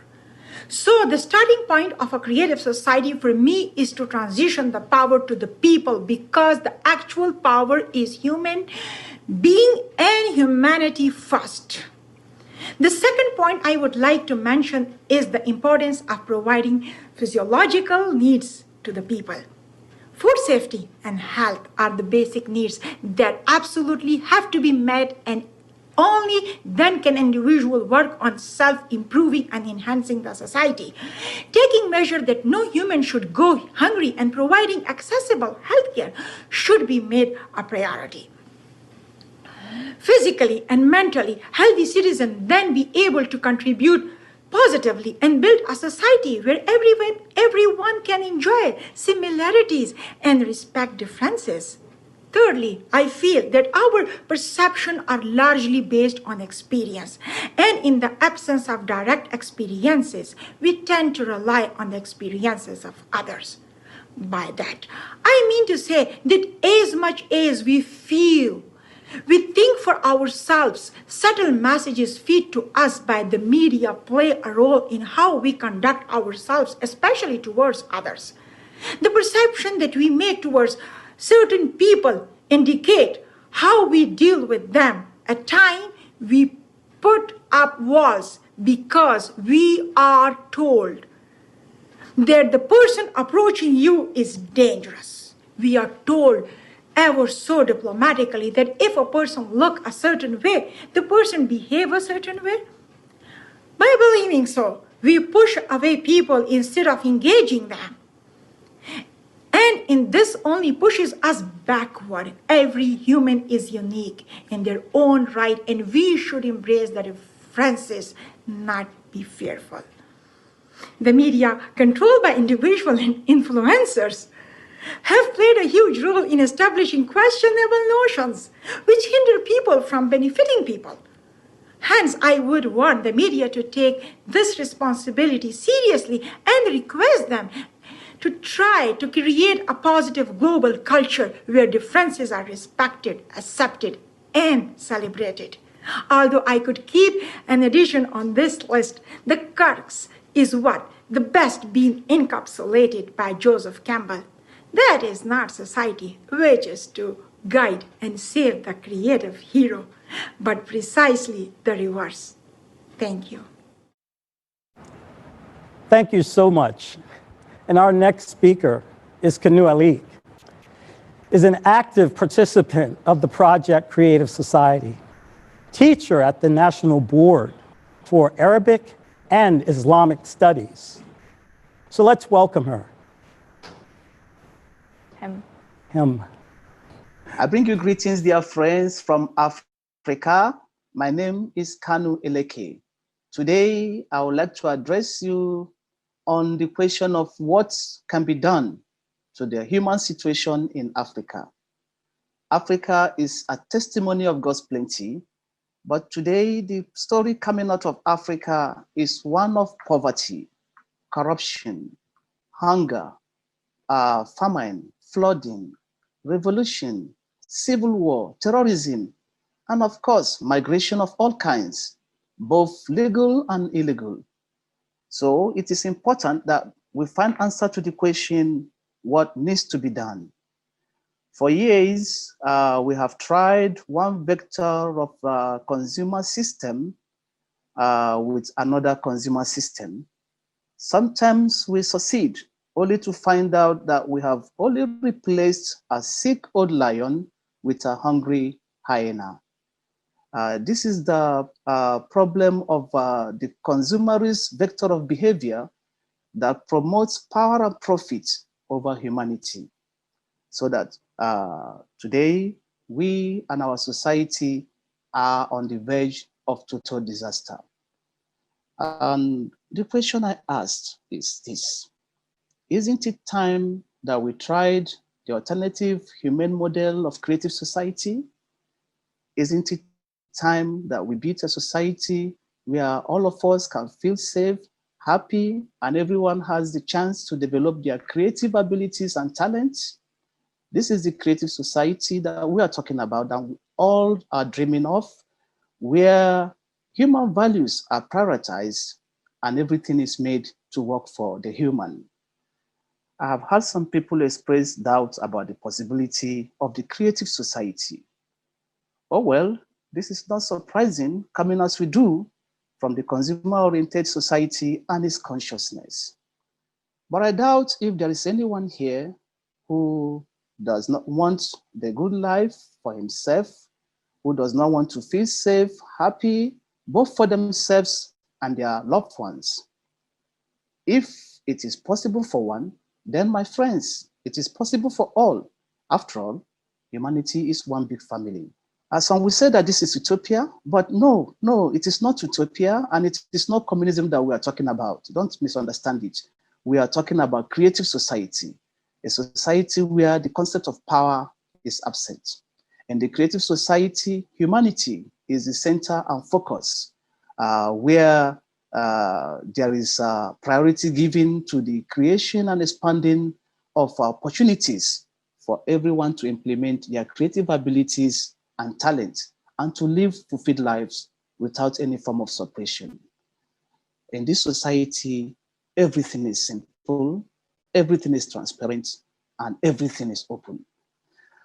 Oh, well, dear friends, I have gone this length to show that the creative society is going to be good for every one of us. We all want to live the good life. We cannot live it in the creative society, a society that guarantees our survival and secures a future for our children. All it requires is that we change this inhuman consumerist orientation we have in all of us, and then adapt the more humane orientation of the creative society. Oh, well, it is up to all of us to do this. No one else will come and do it for us. We all owe it a responsibility to take active part in building such a society where we can live happy, safe, and be comfortable.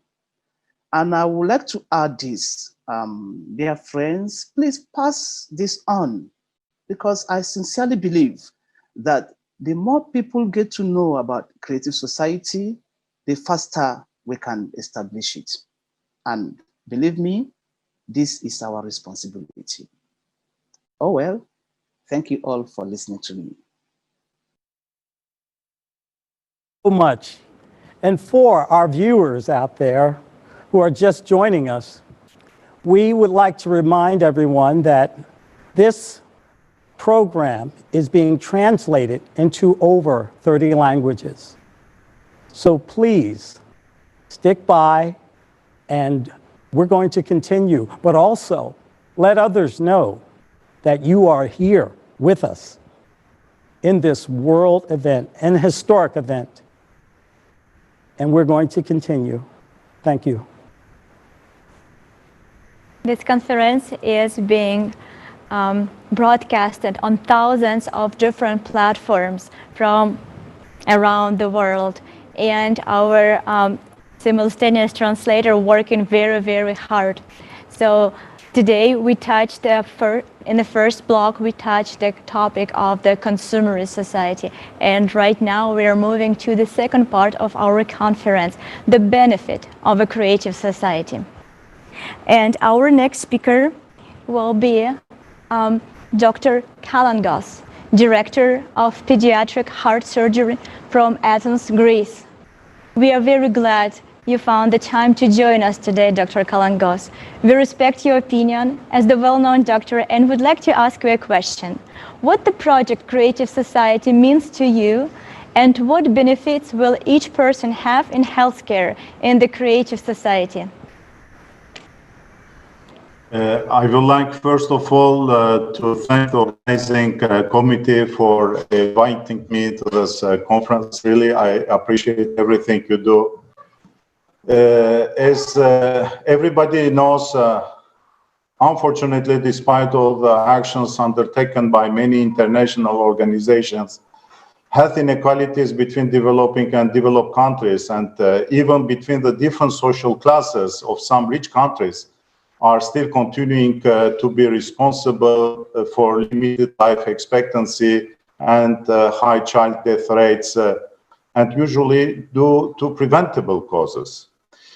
I would like to tell you a story which impressed me and shocked me a lot as a humanitarian pediatric cardiac surgeon in one of my missions in Mozambique. I remember very well, it was in 1999, and I have just started doing missions, humanitarian missions, and I operated the first humanitarian cardiac cases in Maputo, in the capital city of Mozambique. And this story will reflect the conditions in the majority of developing countries, and it will summarize what people unfortunately afford as conditions in this developing countries. I operated on a 5-year-old boy who was suffering from a severe cardiac disease. Unfortunately, 5 days after his surgery, he died. When I met his mother, a pregnant lady, to explain the situation, she told me that she made 600 kilometers to bring her child to our center. She told me that she spent more than 6 months to collect the money for the trip, and for this reason, she was not able to bring earlier her child to surgery. She told me that her husband died in a car accident 3 months ago. She was then rejected by her family, and now she has no money to bury the body of her child. It's shocking. I immediately decided to give all my money from my pocket and ask the director of the Heart Institute we created in Maputo to engage her in the kitchen. 1 year later, when I returned again to the Heart Institute, I noticed that her life was completely changed. She delivered the baby, got married again, and was still working in the kitchen. I realized that hope is the last human feeling which disappears only with our death. I realized that by changing the consumption-based modalities of our society and adapting the values of the creative society, we can easily improve many inequalities by deploying this kind of minor actions. Thank you so much, Dr. Kalangos. Thank you. We are very valid your opinion on that topic, because without the healthcare, we human will not survive, and we really need to have a good, affordable healthcare, equal healthcare, I would say, because healthcare is the human right. It's a fundamental human right. So thank you so much for your time. Thank you. Thank you very much. And I would like to announce our next speaker, Alina Fedorova, entrepreneur from Switzerland.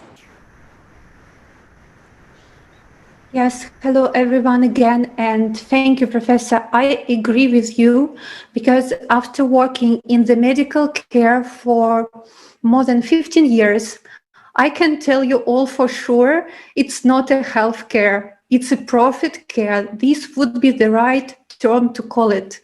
And I see how people with low income are denied necessary medical treatment at the same time when wealthy people undergo unnecessary medical procedures. And basically everything depends on where you live, but even more so on how much money you have. And this is terrible because it triggers in us people an animal survival instinct. And I saw how it pushes people to do anything to have money for any means, because it concerns the health of your kid. And wouldn't you do anything to save your kid? But this is crazy. And it turns out that value of your life depends on the size of your wallet, guys. And let's not fool ourselves. In the consumer format of society, anyone can find himself at any moment without money or unable to afford any medical treatment. But the thing is that besides that we are being told that it is normal, the worst thing for me is that, you know, we all accept it. This is crazy, we accept it. And we need to build the creative society where life of every human being is valued. And yes, to find a solution to the problem, yes, first we have to answer a question, why it is happening. And I think we answered already this question, it's consumer format of the society.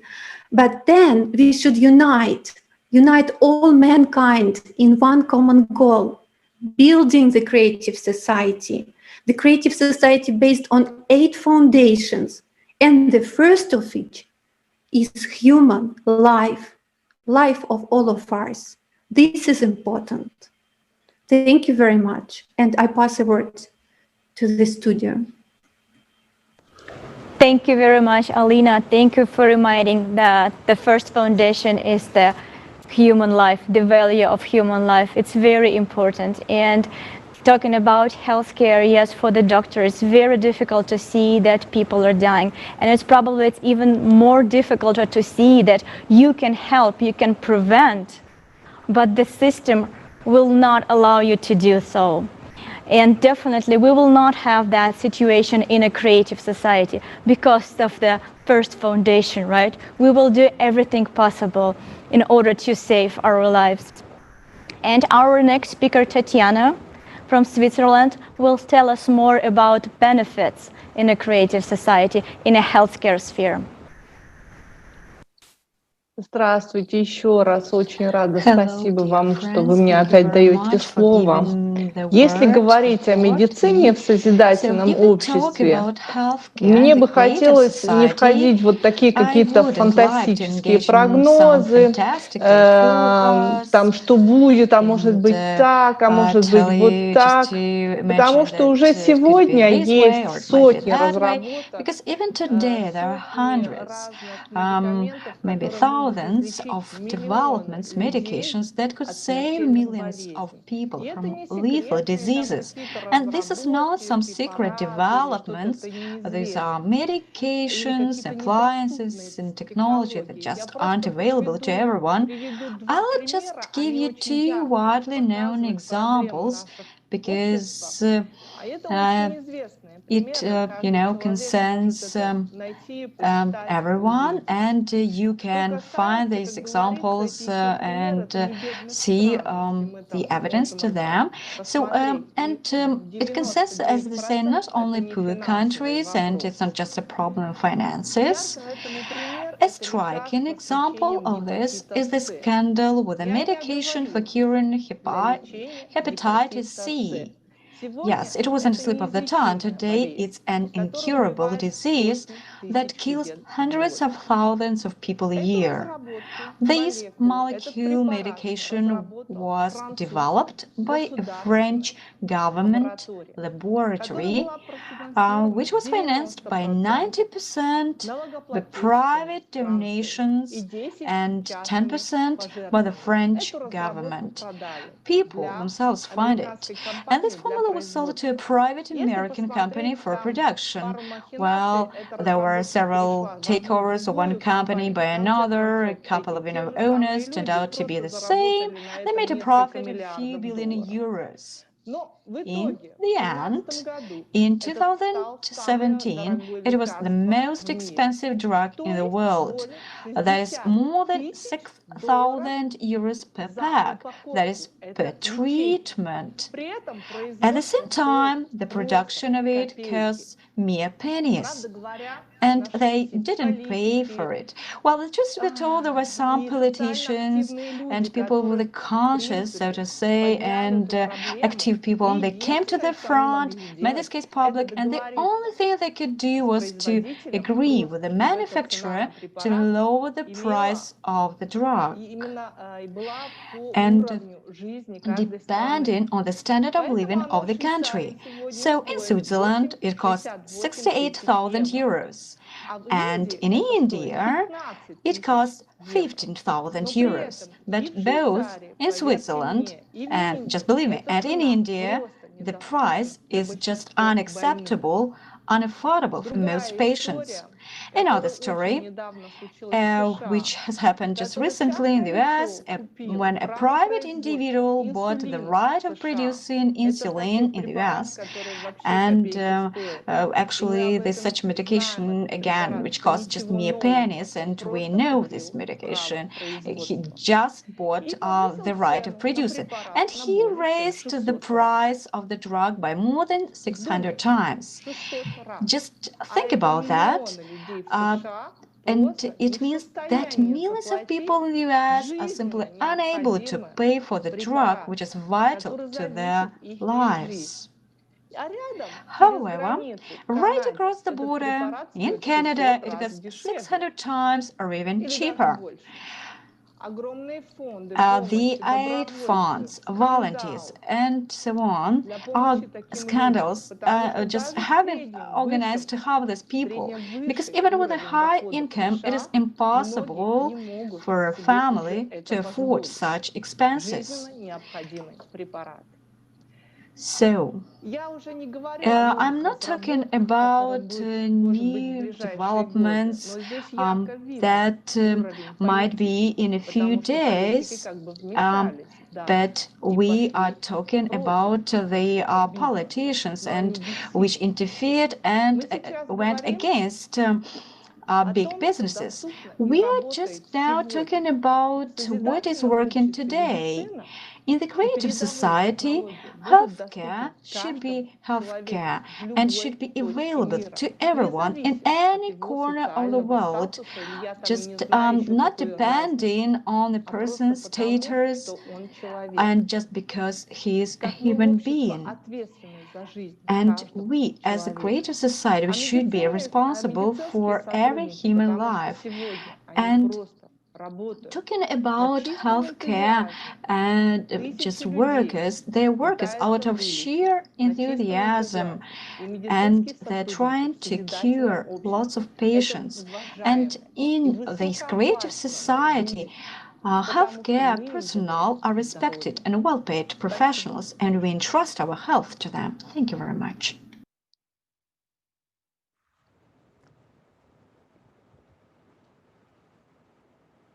Thank you very much, Tatiana. Thank you so much. You know, I can't wait until there's, healthcare, high quality healthcare for everyone worldwide. This is something we need.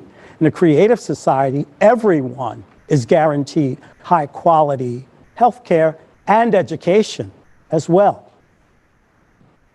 Thank you so much, Tatiana. Thank you. And our next speaker is Dr. Konstantin Rybachuk, Deputy Director of the Testing Board, Ministry of Health of Ukraine, will talk about education in a creative society. Dr. Rybachuk, the floor is yours.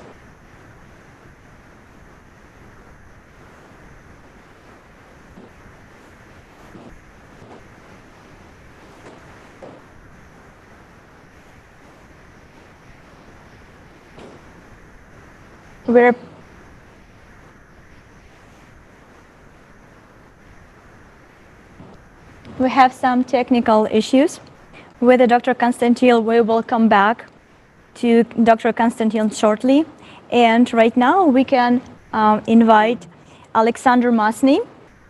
Alexander Masny is a bioinformatician from Germany, and Alexander will tell us about benefits in science.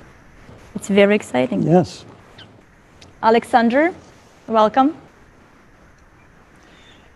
Yes, I will tell you about science and technology as well. how it will look like in creative society. Actually, as Tatiana already mentioned,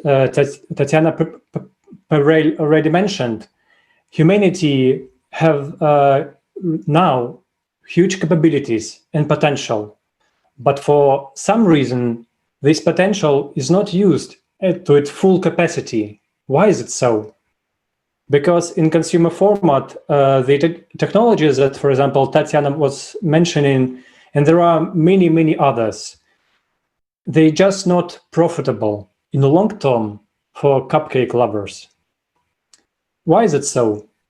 For example, by preventing the occurrence of some disease, many people will put out of work, and they are breadwinners for their families.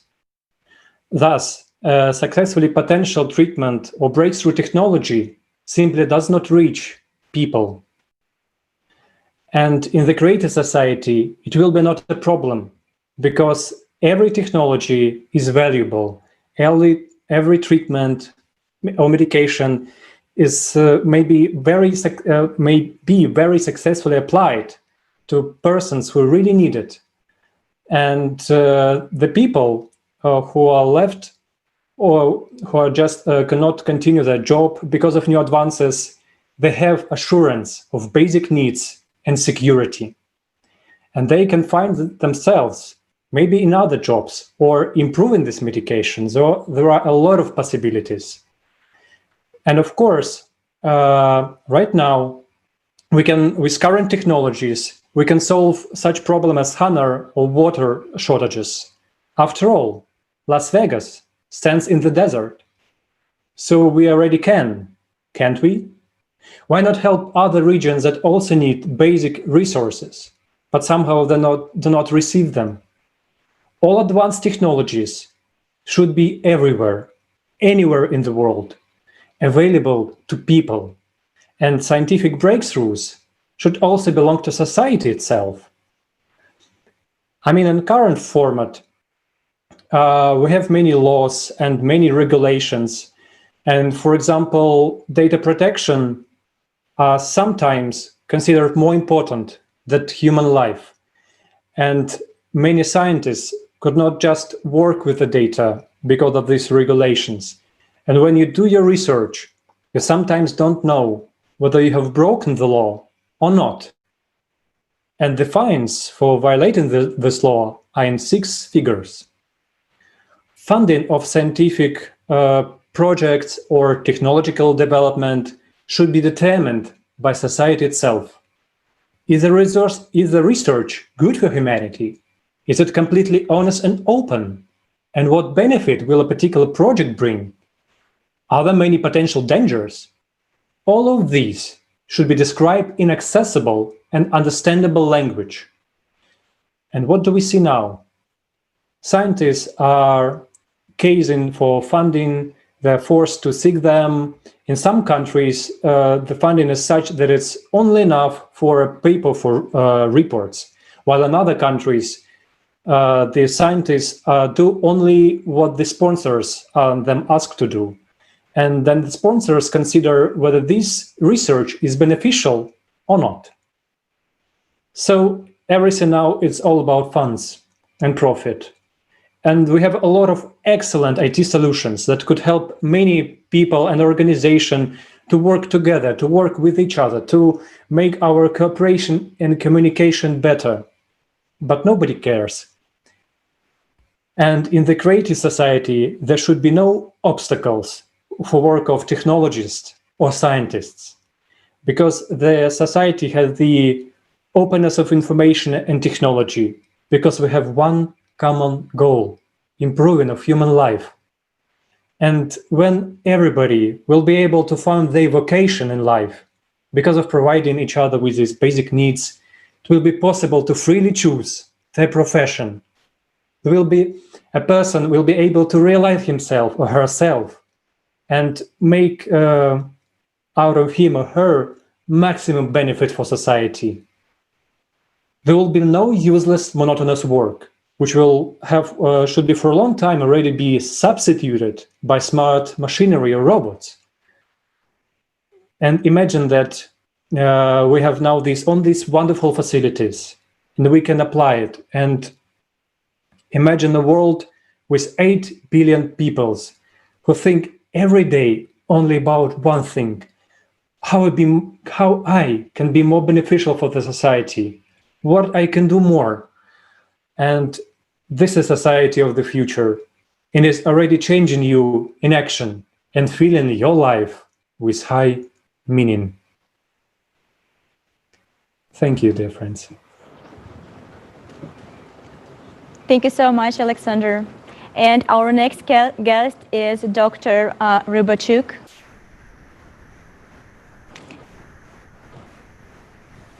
Let's talk about education in a Hello, creative dear friends, society. and welcome. I will speak about the project Creative Society Global Talk on Education. The project Creative Society Global Talk on Education was launched with the intent to find out from world-known experts how we can change today's society format of thinking and living from consumer into the creative one through education. Within this project, we have communicated with many internationally recognized experts in the field of education, current and former ministers of education, government advisors, international education thought leaders, CEOs, and heads of global education associations. All of them were asked questions about how to build the creative society, about problems and challenges that today's system of education is facing and how to resolve them. All our international experts have stressed that we all need to live in peace, friendship, and understanding between each other. All of them have mentioned that today's education has come to its dead end. We're trying to reach good results in the exams, get good grades for the courses, trying to be on the top of some list, etc. However, we forget the most important part, and this is to be a human being. We have forgotten about human and moral values that we need to raise in our children. We have forgotten vital things which are finally aimed to make us human beings. We have spoken a lot about upbringing, which from their point of view is the most important part of education. That we need to teach our children how to love and respect each other, how to cooperate and help with each other. We have spoken a lot about the culture of self-improvement among teachers and pupils, which has to be both professional and personal. We have also spoken a lot that without upbringing, which has to be based on universal human and moral things, we are risking to bring up greed, selfish, and educated monsters. Unfortunately, today, we still have such examples. We have doctors who, instead of helping people and providing professional medical treatment, are only trying to earn money, selling and prescribing medications which have controversial effects on patients. We have educated economists and financial experts who are purposefully lowering the cost of some foreign currency and thus playing against the well-being of millions of families in that country. We have talented scientists and engineers who are sadly creating weapons of mass destruction and guns. Right now, I'd like to read a short letter that one school principal sent to every teacher he employed. A very old letter, but very important. Dear teacher, I have survived a concentration camp. My eyes saw things that no man should ever see. I saw how educated engineers were building gas chambers. I saw how qualified doctors poisoned children. I saw how trained nurses killed babies, how graduates of higher educational institutions shoot and burn children and women. That's why I do not trust education. I am asking you, help your pupils become humans. Your efforts should never lead to the creation of scientist monsters, trained psychopaths, educated Eichmanns. Reading, writing, and mathematics are only important when they're helping our children become more human. However, in the creative society, dear friends, in the society that we're all dreaming of, education is teaching us unity. It's teaching us to love. It is inspiring and open up our best human qualities. This is education, which teaches us how to love and respect each other, how to live in peace and friendship together. This is education that opens up our individual potential and helps us to become highly qualified specialists with high moral and human values. This education, which is free of charge and easy to access for every person and every child anywhere. This is education which teaches us creativity and how to use our individual potential for the benefit of the whole society, how to be a caring and responsible person. This is education which teaches us to value life and freedom of choice of every person and teaches us creative ideology. Isn't this the education that we're all willing to have and give to our children? Thank you. Thank you. And thank you. Thank you so much. This education that we have today does not help us to evolve. And today we get to talk about that. We get to talk about the education that we needed, but also what our children need right now in order to build a creative society. And today we're educating each other in this world as we sit here and talk about this message to everyone with this realization. Thank you very much, Dr. Rybachuk, one more time. And our next speaker is Dr. Negi, principal at Sanjeevani World School, will talk on the need of creative society.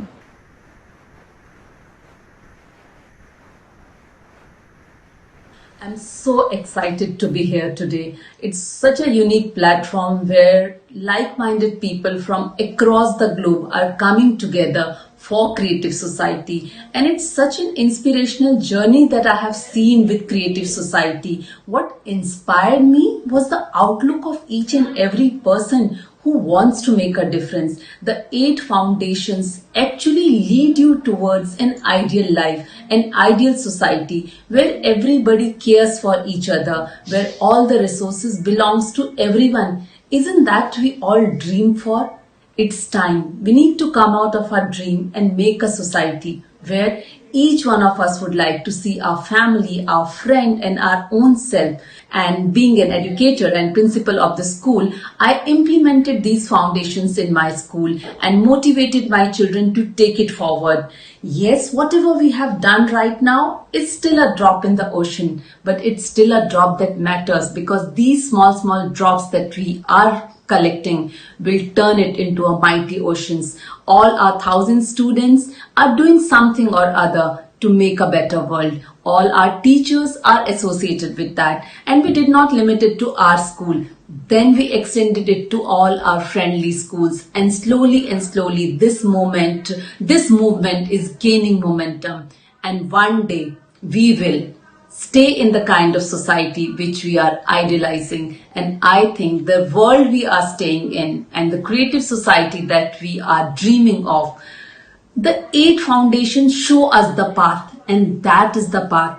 All we have to do is move together in that path in a very peaceful manner. We are not here to shout slogans. We are not here to show agitation. We are here to change mindset. We are here to move out of that fixed mindset to growth mindset and adapt to something which is desirable, something which we all dream of. It's time. Come out of the dream world and move towards creative society, an ideal society that I want to live in, I want my family to live in, my friends to live in, and the entire world to live in, because I firmly believe in the concept of Vasudhaiva Kutumbakam. Entire world is my family. Thank you. Absolutely right. It's the right time to move to a creative society format. And our next speaker is Christian Pushkashu from Germany. He is the finance consultant. Christian will tell us about how openness of information will help to eliminate corruption and helps our economy. Christian, the floor is yours. Welcome. Hello, everybody. Thank you very much for your invaluable insights, inspiring comments, and especially your vision and already realization of a creative society. But have you ever wondered why many intransparent decisions are made by governments, like secret contracts with private companies or negotiations behind closed doors, impacting the lives of millions of people? What possible benefits can the people enjoy from such intransparency? If such decisions were made for the benefit of all people, would there be a need for secrecy in the first place? If there is nothing to hide, there's no reason to keep it secret. Be open, make it public, simply be transparent. Honesty and transparency of public decision-making, and in particular public spending, are a key foundation of a creative society, as I outlined in its fourth foundation, as we can see now on the screen, where the truth is the norm, not the exception, as it happens today. Full transparency of public spending in a creative society would involve a real-time tracking of the entire public spending at all levels of government. Just imagine, similar to your private online banking, every citizen can access and review the bank accounts of all public institutions. Yes, this is possible today. We have the technologies, we have internet. Online banking works for all individuals, so why can't it work for governments too? Right?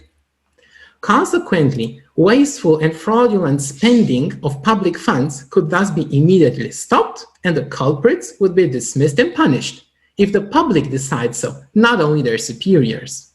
Because we, the citizens, the taxpayers, we are the owners of these funds. Guys, it's our money, not theirs. They're just the managers. We pay the taxes. So what would be the benefits of this full transparency in a creative society?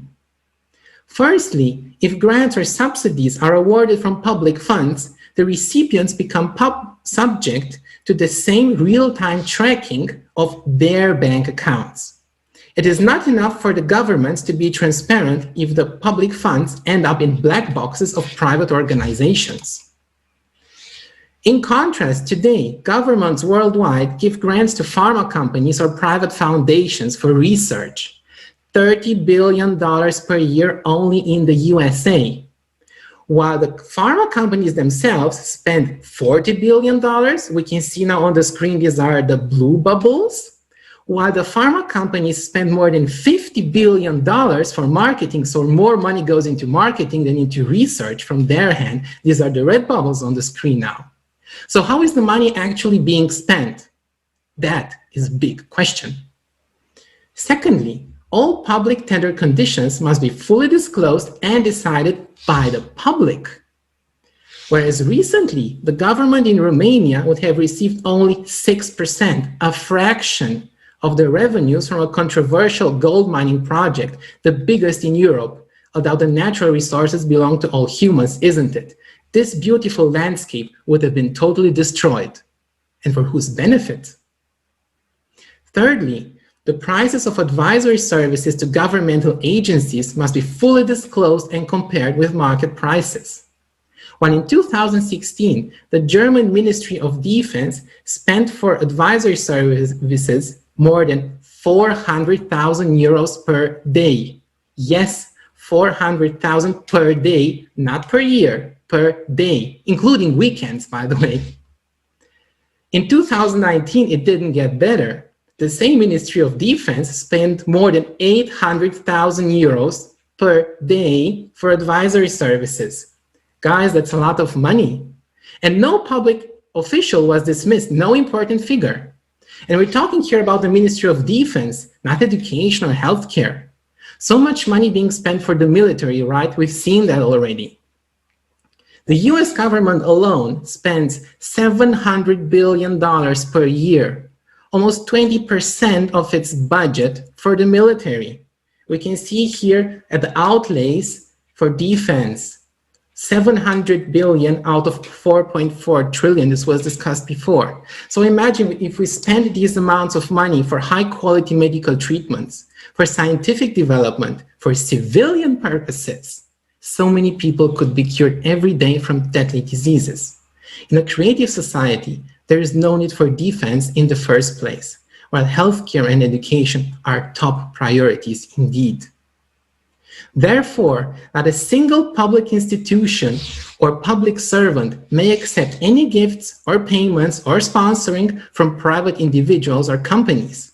In a creative society, public institutions and public managers are financed only through public funds. They are accountable not only to their superiors, but to the entire public. Only such a framework can ensure that people who are really interested in improving the lives of everybody, of the entire society, in managing public funds responsibly, ultimately respecting and caring for people, right, are indeed in charge of our public institutions. Our public institutions, ours in a creative society that we can build. Thank you for your time and attention. Thank you so much, Christian. Right now, you answered a very important question for all our viewers, because we got questioned a lot how you will be able to build a creative society, where you can have, will you find the funds for that? And right now, we can see very clearly why we don't have a free healthcare right now, why we don't have a free education, just because we have a corruption. And the question is, can we fix the corruption in a consumer society? Let me simplify. Corruption is a very difficult word, but what it means? It means greed and fraud, right? Can we fight greed and fraud in a consumer format? No, because that's the foundation for the consumer format. What needs to be done? We need to change the format from a consumer to a creative. Thank you so much, Christian. And I would like to introduce our next speaker, Nizam Ahmed Zaid from Uzbekistan. Nizam, welcome.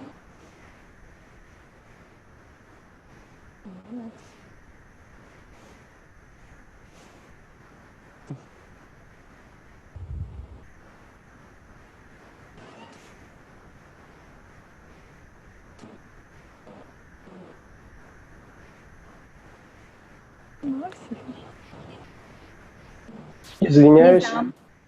Ассаламу алейкум, здравствуйте. Благодарю за возможность говорить. И хотел сказать, что созидательное общество — это тот мир, к которому стремился пророк Мухаммад. Он своим примером показывал любовь к человеку by showing the love and means of love, and even to your enemy, he was treating him and forgiving them everything that they did before and against him. He united the people in the love to Allah, and this is why in such a short period of time, and Islam spread almost all over the world, and Islam is love to Allah. And we see right now that really this heritage of Islam that shows the goodness of people, and this Muhal mentioned that a time is soon coming to mankind when nothing of Islam but its name will remain, and only the written form of the Quran remain, and their mosques will be in a fine condition, but will be devoid of guidance. Their learned man will be the worst people under heaven, and corruption coming forth from them and returning among them, and that will be spreading the differences among the people. And as we see right now, and as we know that the lovers of cupcakes or something, they saw how planes and how they were blowing up and hit the buildings, and the people actually have their hands tied and untied, and they called it Islamic terrorism, and it was a diversion against the Islam of any types of sorts, and for many years. And it actually made their hands free, and so they entered the Islamic governments, they destroyed the governments. Millions of people were killed or injured, or at the line of catastrophe, and of course, the elderly and children were suffering. And the terrorism does not have any nation. The terrorism does not have a religion. They only have the owners of the terrorism, or who raise them or fund them, and the terrorists they also have that they're serving to serve the God, or they're understanding they serve the God.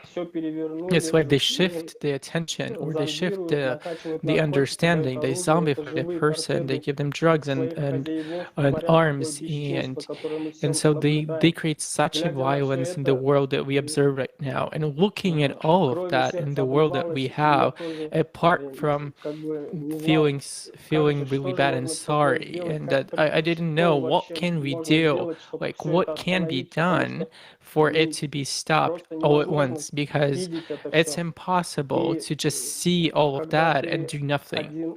And as if you feel that you're the one and there's no understanding of what to do, as you feel like dust in the wind. But still, because of the Creative Society project, and because of the people of goodwill and this project, I became as a mountain, I became as a stone. I know the objective, I know where I'm going for, and I know what is needed for all of that violence to be stopped. And I really call upon all of the Muslim people in the world and all of the people in the world to join us, to join this project, because every single Muslim, you know that he's supposed to do is to remove the stone from the road, or the burden on the path for each and every other Muslim, supposed to do good and only the good deeds. And about that, Allah, may peace be upon him, try to be in front of the others in the good deeds. No matter where you are, Allah will lead you to all together in His name. He is possible to do anything, so that what else kindness and goodness you're supposed to have, then the buildup of the Creative Society that would allow us to stop the wars, stop the hunger, and all of that madness that is happening right now in the world. And this is the main thing, as every Muslim is supposed to thrive and try to achieve, and to join and to spread the word, spread the knowledge on the Creative Society. And in the end, I would just really like to finish with the words from the heavens that are really up to date at this moment of time. And He has given us a prophet. Just try not to separate, and thus the Quran are telling the following the words of Allah. The family of Iman is said, hold firmly to the rope of Allah and all together, and do not be divided. Remember the Allah upon what you're doing, that there's no enemies, and only unite with your hearts. Thank you so much. Thank you. Thank you so much. Thank you, Nizam, so much for your sincere words and from your heart.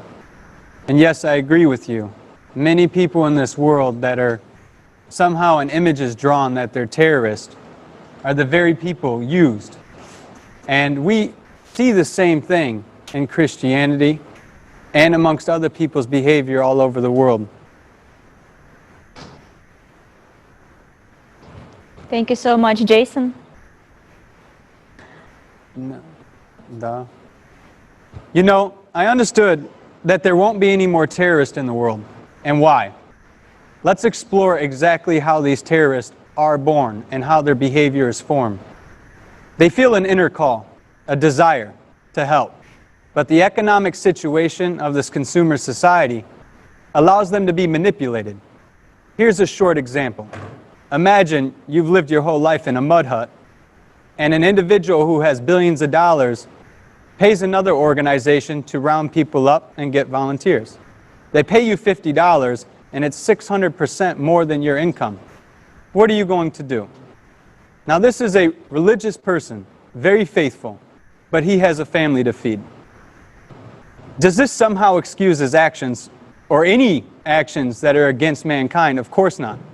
I'm asking you to look at the behavior of how it's manipulated. It is manipulated by these very elite, these people who come to us and manipulate our behavior through the conditions of the economic situations all over the world. Now, these people who we call terrorists, imagine for a second in a creative society, a person who feels that faith, who feels the responsibility for his family, who feels the responsibility for his society.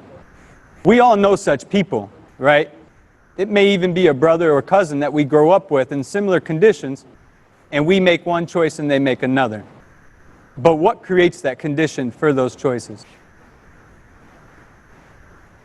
It is this economic instability that creates this, and the leverage of those people that we give our power to.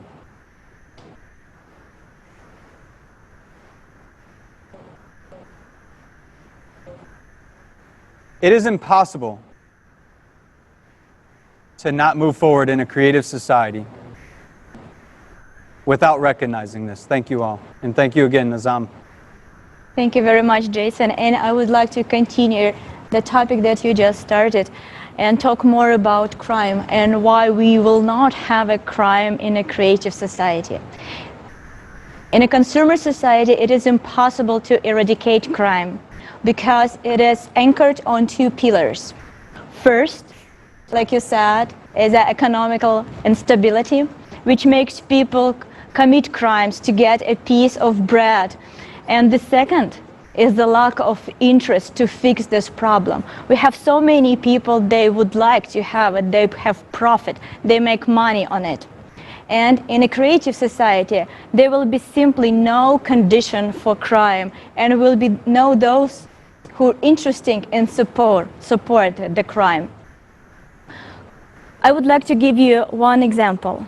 So here in Georgia, Georgia has been considered a human trafficking hub since 2005, when the FBI first identified Atlanta as one of the 14 cities with the highest incidence of sexual trafficked children. Just think about, like, why do you think we have it? Maybe because we have a very big international airport, or maybe we don't have enough police in our state. No, not because. We have this problem only because we have a demand for that. And in a consumer society, we will not be able to fix that problem. Doesn't matter how we will strengthen our laws or enlarging the police department will not help. Demand is the very important thing, and we need to fix it. That's not what in a human society, how we should really interact with each other. And our next speaker, Adrija Biswal, she will talk more about perspective of creative society and how creative ideology will help us to become a better human. And I believe a creative society is an essential part in everybody's life, because that is what is going to make the difference in the future and resolve all these problems that we are facing today. In a creative society, these issues will not exist because people will think differently. People will unite to make sure that these are not issues anymore. So for example, if you look into child trafficking and if you look into child labor, if there is education, if there is a proper norm of children need to get educated, children should not be exploited, the very first foundation of our creative society where we value human life, where we respect human life, if we did that as individuals and we respected children, we respected humans for what they are, then would we be exploiting them? Would we be doing trafficking of them and harming their soul, their emotions, their body, their physical well-being? And all of these will just disappear because we are educating our men to respect women, and we are educating our daughters to be more fearless and self-sufficient. And that then goes on to the second bit, which is domestic violence. If we treated our children properly and we gave them the right upbringing in a creative society where they are nurtured, they are loved, we respect human life, there is acceptance, there is tolerance, and every child is treated with the same level of respect and dignity. They deserve the education, they deserve that chance to make a difference in the world. Then imagine those children will grow up to become much more responsible citizens. And those citizens will have love, respect, tolerance, humanity, empathy for everything that they do. They will be the leaders of the creative society. And imagine if we have people that love and respect, then would there be violence? No. We will have a much more peaceful foundation. And peace begins at home. Violence begins at home, and that's where we need to replace that violence with peace. If fathers and mothers are tolerant and they're not fighting and they're not creating that negative environment for their children, then automatically you're imbibing peace. And how do we do that? By spiritual transformation, by personal transformation.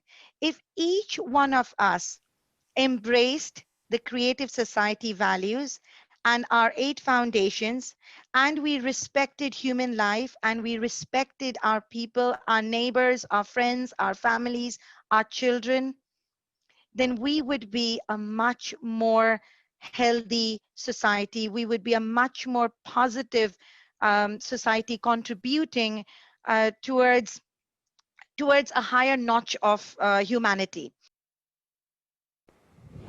Thank you for that.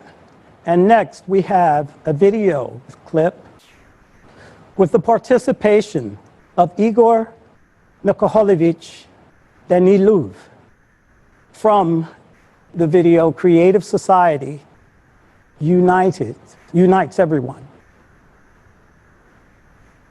Let's see that clip. While the creative society is, first of all, the fairest and the most honest society, what is it distinguished for? We already discussed it, and we will repeat it here too. After all, a consumerist format is actually an order where a play with people's lives is going on. That's the first point. But even those who play with people's lives, their lives are also being played with. Moreover, in the consumerist format,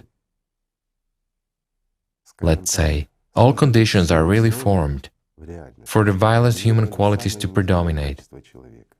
This is encouraged and supported. They write one thing on paper, but in life, something totally different happens. Because those to whom we have delegated power say one thing, but act differently, and they create such conditions where all our low animal qualities flourish: hatred, anger, hate among brothers, and many other negative factors where everything originates from. There is sheer manipulation of consciousness. Mass media are used for promoting negativity, and absolutely animal patterns are imposed on us. So this animal dominates over everything humane in us. Yet such conditions have been created that human qualities in our, let's say, what should predominate, is an unfavorable state. Why? Because any manifestation of humane qualities provoke amazement in a crowd, and a person who lives by true and genuine altruism is regarded by the crowd as a mentally unhealthy person, that he wants something and wants to deceive. There are such mindsets. So if a person really does something as a volunteer, does something for people, it means he's either insane or receives some benefit from that. Thank you so much, Igor Mikhailovich. Yes, indeed. The difference between consumer society and creative society, it's like a hell and a heaven. And with each new speaker, it becomes more and more obvious today. So, how do we make this transition from a consumer society to a creative society? Our next speaker will tell us about how social transformation happens, Why is it possible? And what is the role of each person in building creative society? I would like to announce the video interview that we took with Stefan Schwarz, Distinguished Consulting Facility of Saarbrück University, BIAL Fellow, award-winning author, columnist for the journal Explorer. Let's watch the video. About 3 years ago, gay became LGBTQ. Now, nobody ever got on television and said, okay, we're going to make this change, or some major authority said this, or whatever. But if you do a Google on word frequency of inquiries, what you'll find is that people stopped using gay and they started using LGBTQ. Those are all things in which social transformation took place, not because of military power or official authority or any of those things, but simply because ordinary people changed their consciousness about it.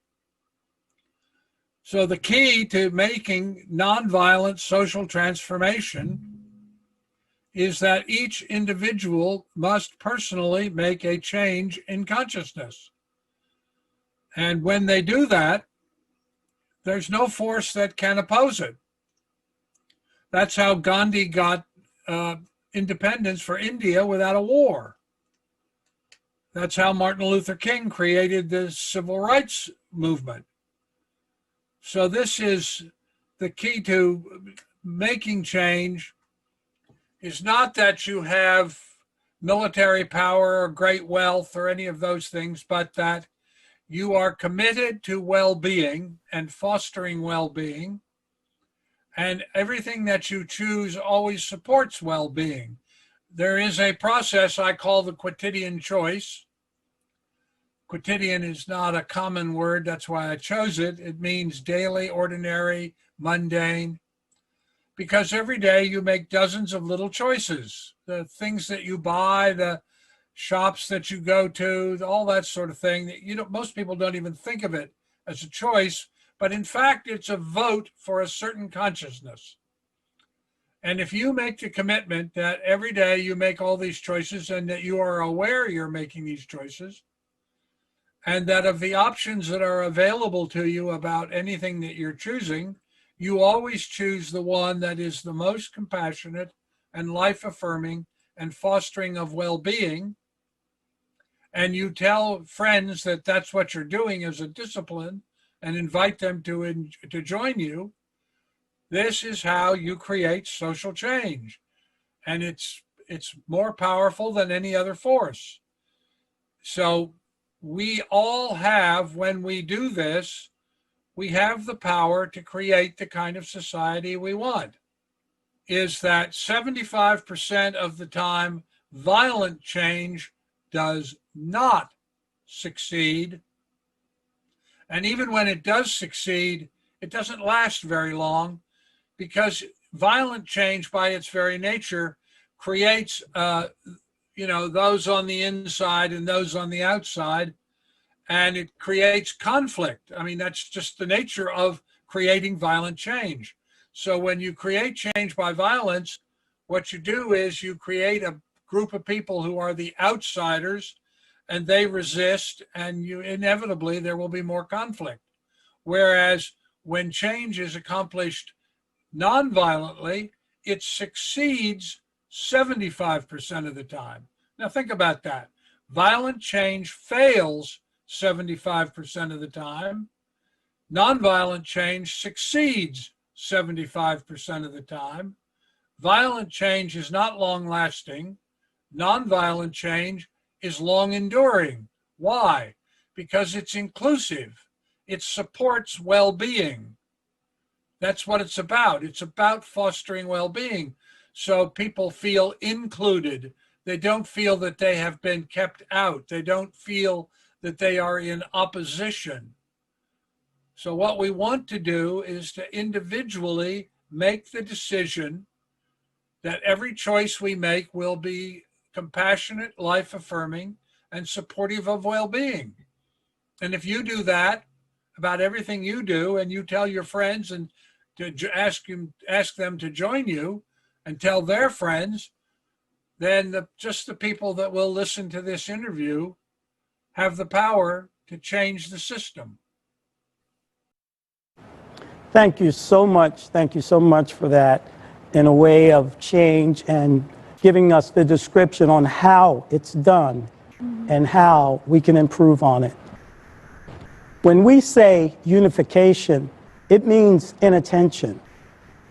And the change, it begins to happen when we critical mass, when we're in that critical mass of honest and responsible people, we do a whole lot better. We really understand that to be and to agree with each other without failure for our future, to educate and self-educate ourselves to be better human beings.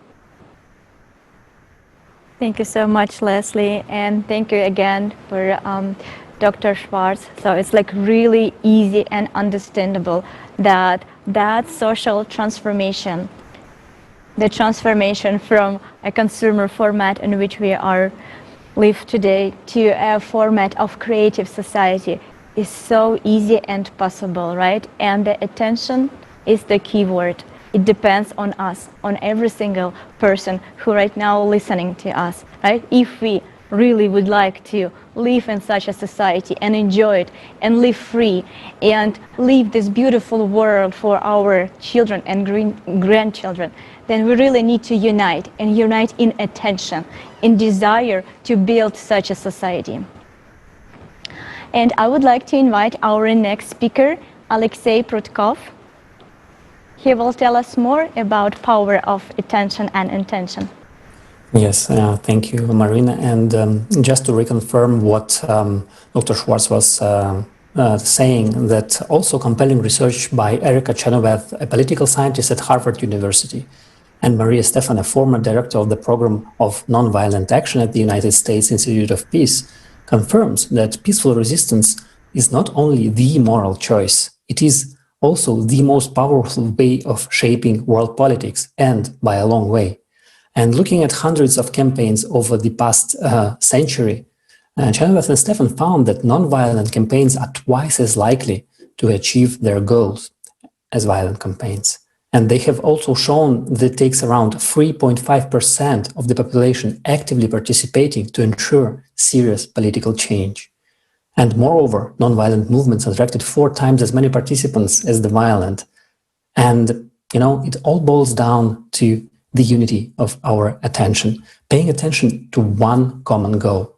As famous Russian space scientist Konstantin Tsiolkovsky wrote, those who will learn to unite will enter the golden age.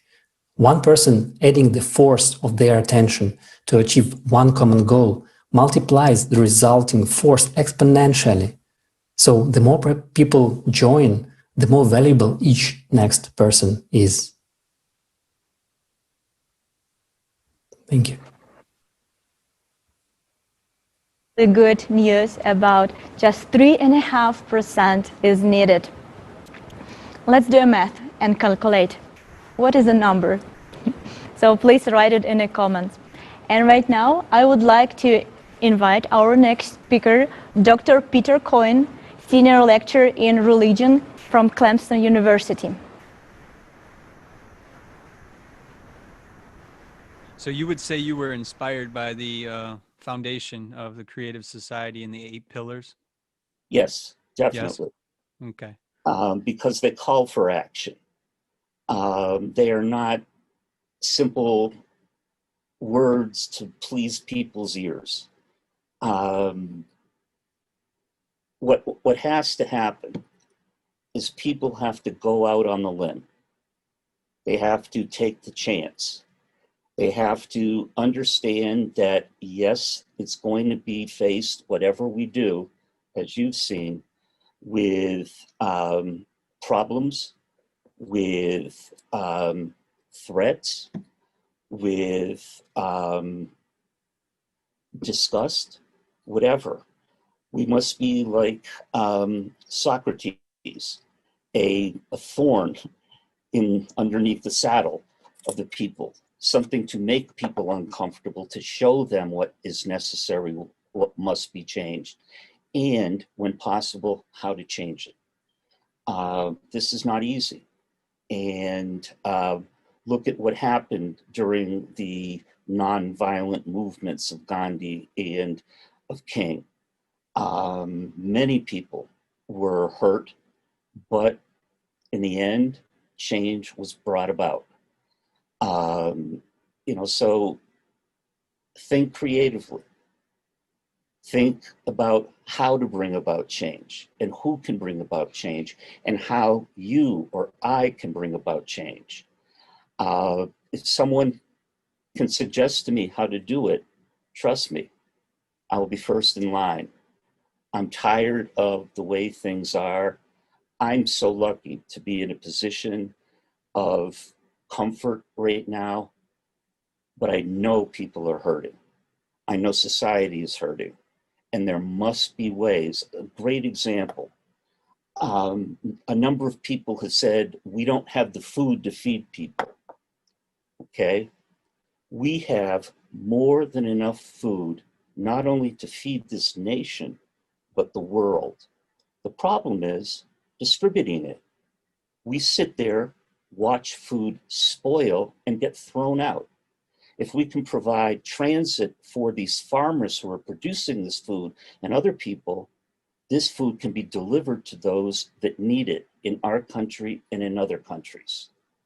Harry Truman had a sign on his desk that said, "The buck stops here." Each of us need to carry that sign around our necks. The buck stops here. And with you, we must take the responsibility and take action and not wait for it to happen. We must, as a group, Alatra, lock arms, find ways that we can join from different areas, from different places in the world, to do the very same thing. It's in our power, there's no question about it. An individual can bring about change. Two individuals, now we're a group, they can bring about change. And exponentially, we can move back those arms on that clock way back in time, which we need to. It obviously came up because of the Cold War. What we have to do is realize, you know what? The Cold War has to be over. We have to embrace other nations rather than be scared of them. We have to go in and make friends wherever we can. That will maybe toss away that clock, as you put it. A person you don't know is the other or them. But when you sit down, talk with them, share food with them, they became a human being, friend.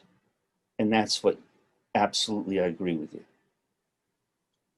Tomorrow, you meet someone, approach someone who you don't know, who is different than you are.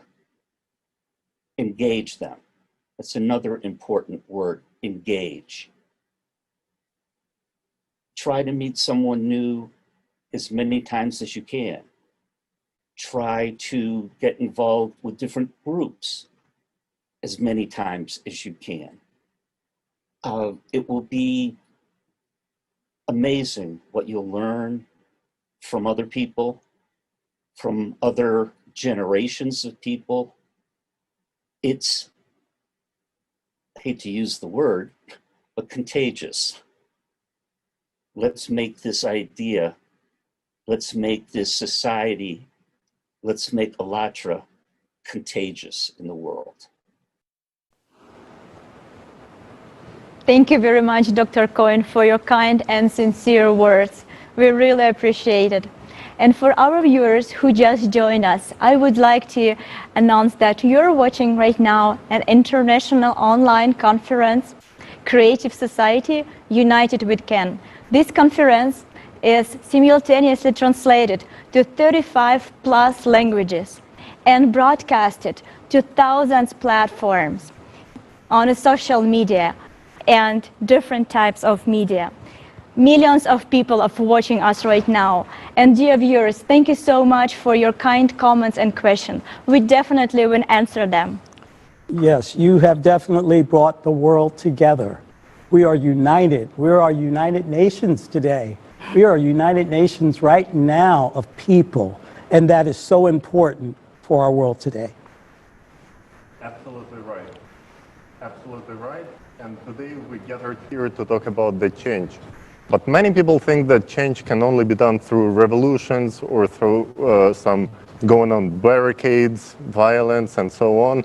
This world has seen a lot of those actions, and none of them brought the actual change. This world doesn't need any more revolutions. It needs evolution. And basically, we have everything to do this, and it can only be done within the legal ways, within the laws of each country, because the constitution of each country says that the highest power belongs to people. So why won't we use our right as people to elect those who are willing to implement the 8 principles, 8 foundations of the creative society into the constitution of each country? And those people will show up. We only have to create a demand for them. We have to let them know that we need this change. We need to share this on social media, where hundreds of followers each one of us has. And it's just so easy to talk to your friend and your family about issues that are really important, because it's future of us and our children. And only together we can make this step from consumerism into the future of humanity and future of constructiveness and creative society. And all the steps on this path can also only be done gradually and in accordance with the 3rd principle of the creative society, which says everything has to benefit a person. So none of those steps can hurt any person's benefits or our life in general. Everything has to be implemented gradually, only to benefit us. And of course, the most important 1st principle says that human life is the most important value.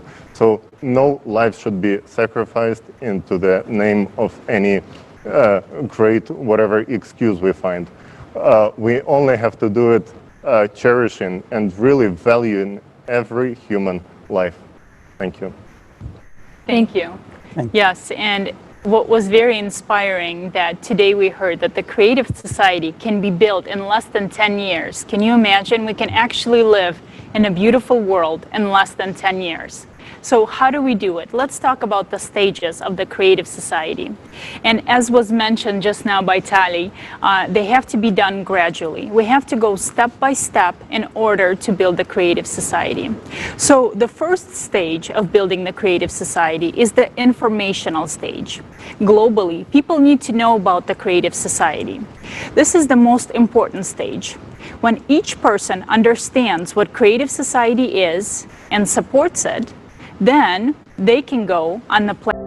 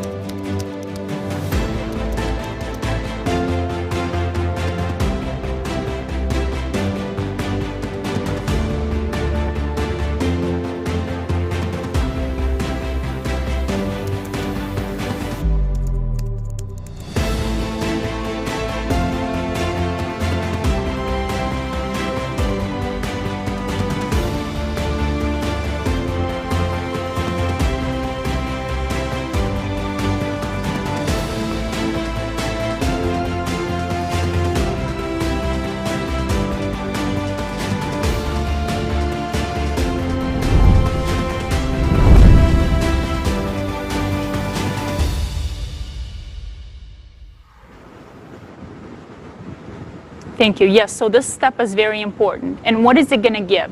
It's going to give an understanding of the number of people in each country that support the creative society.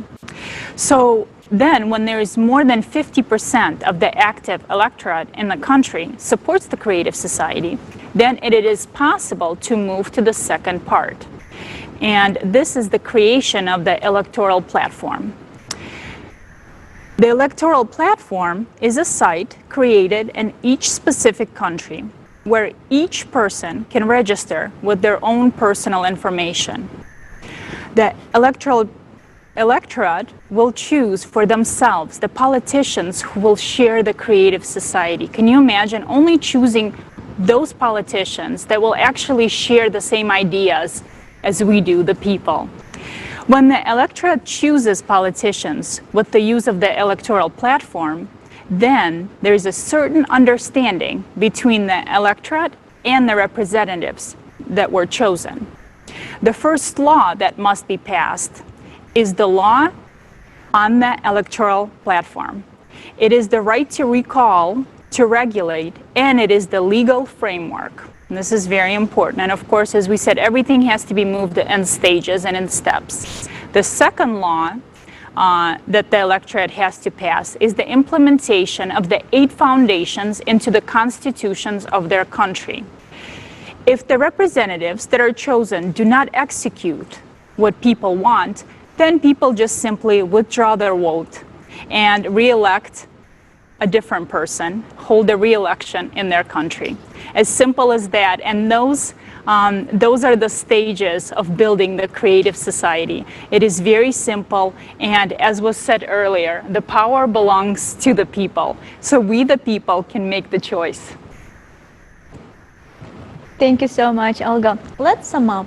So the first, we need to inform every single person that you know. Why do we need to do?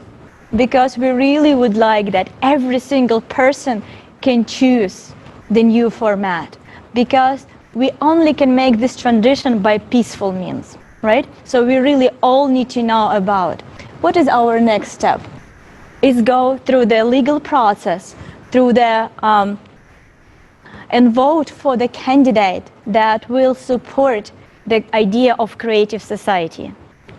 And the next, those who will go to the, for example, Congress or Senate, they can already vote for us and really create the electoral platform where we all can vote for the next laws, and they also can add, as the second law, they add 8 foundation in our constitution. What that brings us? That brings a lot. Can you imagine that everything in our society will be regulated accordingly, this 8 foundation? Thank you so much, Olga. And I would like to invite our next speaker, Olga Protsenko from Belgium. Добрый день. Hello. Да, действительно, для реализации этапов созидательного общества просто фундаментальным процессом является steps of creative society. Informing is a fundamentally important stage. And provide that to each person, actively participants in the informing process, the idea of creative society will become the dominant idea in society. And it is possible to do it on legislative level, to make a decision on the creation and electoral platform. And we can do it based on ALLATRA Unites platform and inform all the people, to create the electoral source by all the people, and to create a new society on the new ideas. The idea of the creative society can be the major in society.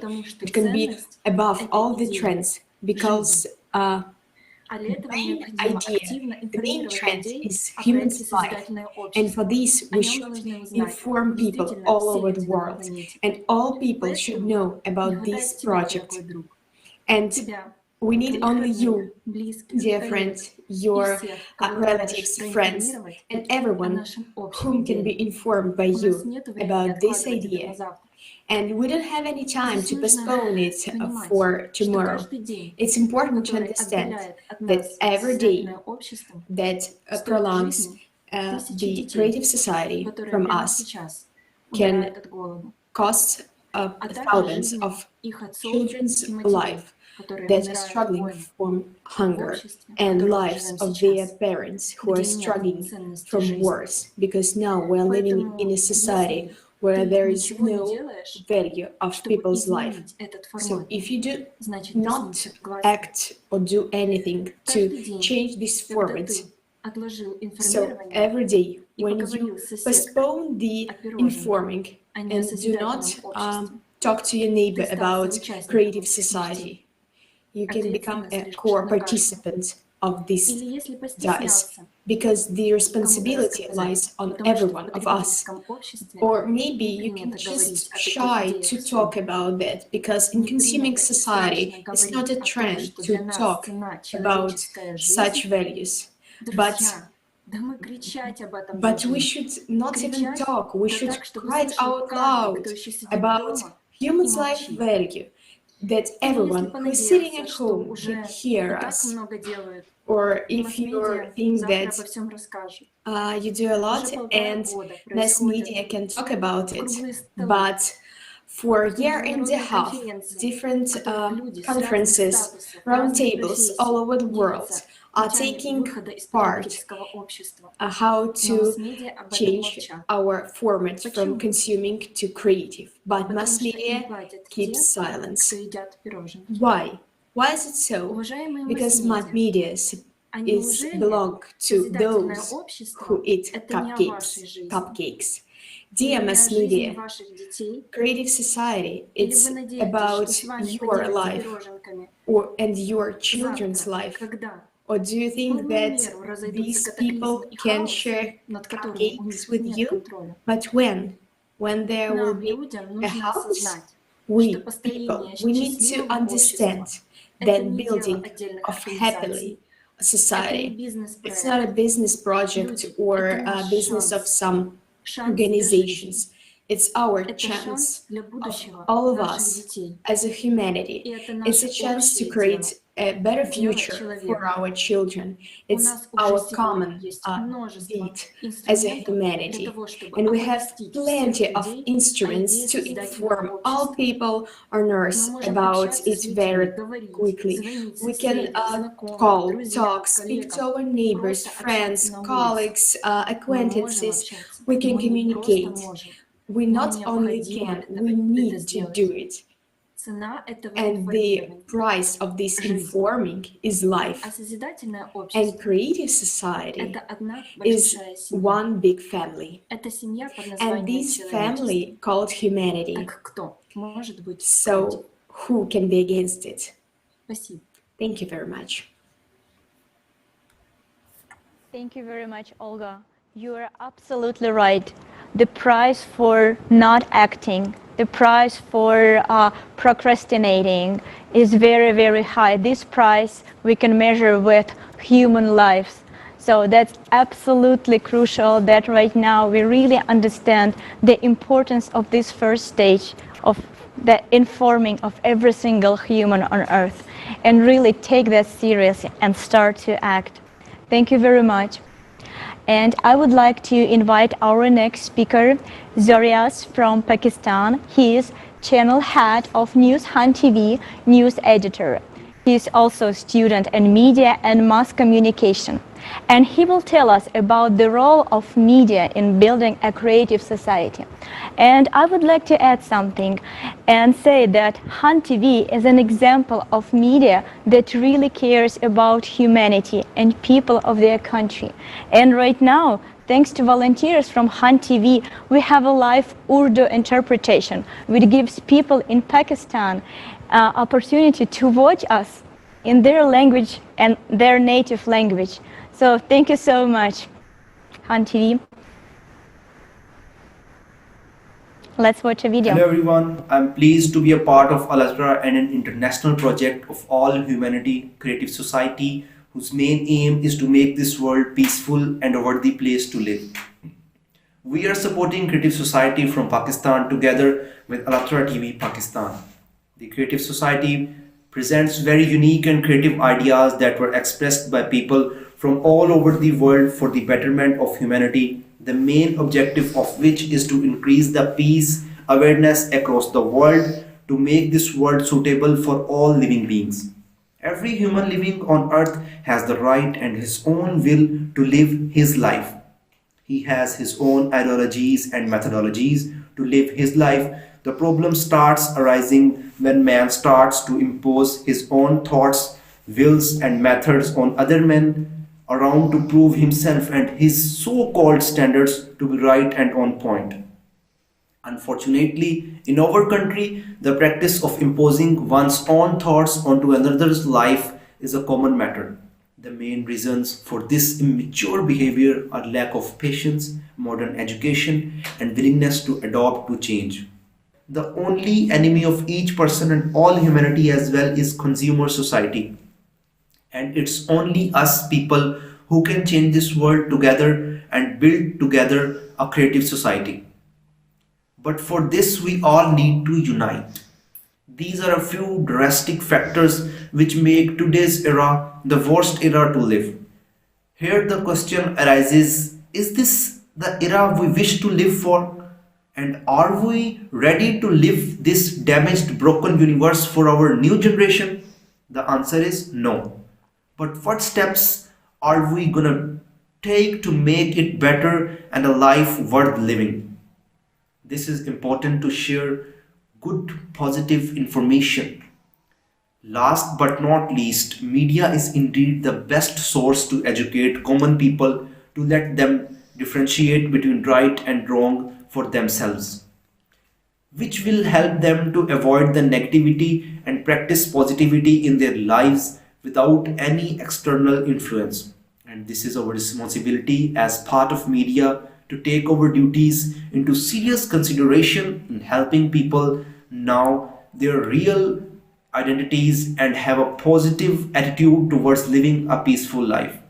With these last words, I would like to conclude my speech, presenting my heartiest gratitude to Alatra for providing this incredible opportunity to us. Thank you so much. Thank you so much. And the information, oh my God, the way we talk and the way we get to talk with each other through the information stage, through mass media, through Facebook, through Instagram, you know, whatever that is. When you look at the moment of time we're in right now, in a pandemic, and the world has come together through social media with the desire to come together and make changes in the life we live. Thinking ahead, evolving into something else, not wanting the same anymore. I always believe that there's a reason for everything. And this pandemic was a reason for us to sit down and think about, where are our lives going? What are we doing? What is the rest of the world doing? Because we all, the day we're born, we all have a dream inside of us of peace, of love, of all of those things. We feel that when we're kids. And in this information stage where we're able to connect, we're able to teach each other all across the world. We're able to teach our kids all across the world. We are learning today from each other. This is an historic day of information and education, all wrapped up in one language. The desire to do better, the desire to have a creative society. Thank you very much, Leslie. And right now, I would like to announce another video from Hunt TV. Tagdiz Ahmad, CEO and Managing Director of News Hunt TV, journalist student, mass media communication. I think right now it's Deepak. Deepak? Oh, I apologize. Hello everyone, As we know that Allatra is working to make this world worthy to live for us and our coming generation. To achieve this aim, it is working on different projects to save this world from destruction and provides humanity that values which they deserve. So I am impressed with the innovative ideas and hard work of their team, and I decided to collaborate with them to achieve these goals as a team. The creative society, according to me, holds a due place for the people in the world. Moreover, Allatra's creative society is working on international level. It unites people from the whole world and gathers them on a single platform to discuss different important topics, and the solutions to the different worldly problems is concluded. People should encourage media to talk about creative society. This is what all people in our country as well as in the whole world want. With the help of the media, people who are deprived of money and power can become aware of their rights and speak for themselves. A very basic thing we have learned from our childhood is that God helps those who help themselves. Indicates that until or unless we don't speak for ourselves, nobody would do that for us. Everything should be done in a peaceful way, as we don't need revolution, we need evolution, and we all need to build creative society. There are a lot of issues to be discussed here, but due to shortage of time, I would like to admit that this is a responsibility of media to inform people about creative society. A creative society is a mixture of old and modern society. By uniting both, we form a goal that aim at our freedom and rights. Using our rights to solve all those problems, we have to build creative society to improve our economic system and lead our country toward prosperity and peace by providing people opportunities based on their interests. Doing this, we would be a step closer to our goal of creative society. Rely for now, we have only one enemy. It is a consumer format. We need creative society because it is not that someone imposes on us to do this, but initiated by many people because all people want this, and that is why it is possible to build a peaceful means. By ending my speech, I would like to say that media plays an important and efficient role in protecting people from negativity. Media is the only source that can unite people from all over the world. It is the duty imposed on us from the citizenship that every individual should take responsibility seriously. Once again, thank you, Allatra, for providing me this precious opportunity. Thank you. Thank you so much, Tagdis. Thank you so much, Hunt TV. And I would like to announce our next speaker, Deepak Kumar, the global entrepreneur, founder and chairman, Smile for Millions Trust, global peacemaker and social activist. He is also from India. He is also representative of the mass media. Greetings to one and all. As we all know, the importance of information and the sharing of information is very, very important. So on behalf of Creative Society project in the world, we the youth just come forward for a great change in the society. We are talking about the 8 foundations of Creative Society. Is bringing a great peace across the world. Especially we talk about India, we the volunteers in India is talking about the Creative Society. Not only in the people to people, but now we have got a great success and a great change that many organizations collaborated together, many organizations and schools, university collaborated together, the young scientists, young thinkers, entrepreneurs, women and development person, they are coming together and we all are creating a great society. And the Creative Society, the mission of Creative Society is to bring peace, connect the people, connect the society for integrity and with the happiness. This is very important to do that. Nowadays, as we are growing forward in the digital era, we are forgetting that the meaning of real humanity is something else. We have to understand the importance of one life, one earth. So we have to do something for our humanity. We have to do something for our peace in the society. And Creative Society is doing that. I'm thankful to the entire volunteers of Allatra TV working across the globe for the peace and integrity, and we are very blessed to be the part of it. And as this conference is on, you can be the one who can be the change for the world. Yes, the Creative Society is bringing a great peace and information for the entire humanity. We all are together, and we all can bring the world, and we all can bring a great peace in the society. We have to be the change for the society. We can't be the change for the society. We have to understand this is the only one life, and in this life we have to do great for the society. So thank you very much, and let's be unite for Creative Society. Thank you. Thank you very much, dear friend. This is a great example for both countries, for India and for Pakistan. And you can see how people strive for one idea while being artificially divided. But at the same time, all people want peace. They all want to live in a happy society. They want to live in a creative society. Yes. Thank you so much. Yes, Marina, that's right. And we speak to a lot of people, and some of them say, you are such a good people, but you are a little bit naive. There will be time when someone will come and stand behind you. So for right now, I will just stand and watch you build a creative society. So guys, does it really work like this? Someone is gonna stand and watch us build a creative society. And what we going to do? Are they for creative society if they're making that choice? Are they supporting the future of our kids? You know what? Let's write their names down. Why?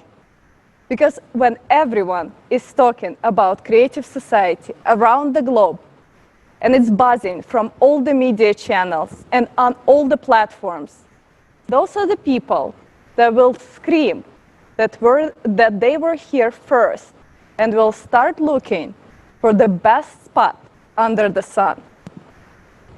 Yes, Olga.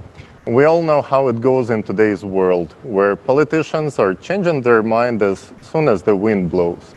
And we expect that there will be those who won't take creative society ideas serious at first, might laugh at them, might reject the ideas.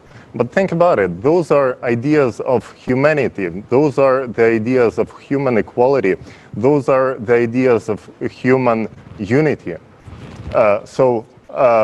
Later on, when the movement is going to grow and there will be huge demand for people who represent creative society, of course those people are going to claim that they were the first one to support and they will implement everything, blah, blah, blah. But should we trust those people then? Or maybe knowing the experience, we should be ready for that and just prepare and protect ourselves from those who are willing to only fight for their own benefits, who are willing, like as in the example with the city, when they were eating pancakes, stuff in their stomachs, when people in their own city was starving to death. Do we want to protect ourselves from those people? Then we have to put them on record. Then we have to keep track of what are they saying right now on Creative Society and make sure that they will not be elected, that we are not going to delegate them any sort of decision-making power. And when Creative Society eventually happened, well, it will happen, those people going to have to take responsibility. And they are going to work really, really hard and really, really long for the benefit of all of the humanity. Thank you, Tali. Thank you, Olga. It goes without saying, friends. It seriously goes without saying that we should write down their names. Because these very people, as we've seen in the video earlier, in the wars we all witness in our own lives, that these people will eat cakes while our children are starving. These very people will promise you one thing and do another. But if we work together, we can build the creative society in a short amount of time. It won't take long. There's so many people gathered here today putting in work, volunteering, putting in their time away from their families and their friends and their work, you know, because we pursue money. That's what we need here. But when we build this creative society, words like poverty, hunger, inflation, all of those words will just be words of yesterday. Why? Because you would make it possible. They would just be words. And let me ask you all something. I have 2 children. I'm sure you all have children in this room today. How can you call someone that can look your child in the eye and want nothing for them? Can you really call that person a friend? Is that a human being or is that an animal? There's a reason we train dogs, right? So let's be humans and not dogs, and remember those that want to profit off of our effort and benefit for doing nothing. There's a saying, and we hear it often. Let's roll up our sleeves and get to work. There's a lot of projects and there's a lot of things that need constructed. So let's grab a shovel and stop leaning on each other's shovel. Yes, thank you so much, Jason. And also, it is so empowering to know that 99 or more % of people support creative society. So our list won't be long. So thank you so much. That's true. Thank you so much, guys. And I would like to invite our next speaker, Robert Mikita. Greetings, Please. everybody. Yes, Jason, you were right. There's a lot of work. After conducting 1 million of interviews in the past 9 years, 8 foundations of the creative society were shaped as a will and desire of people around the globe.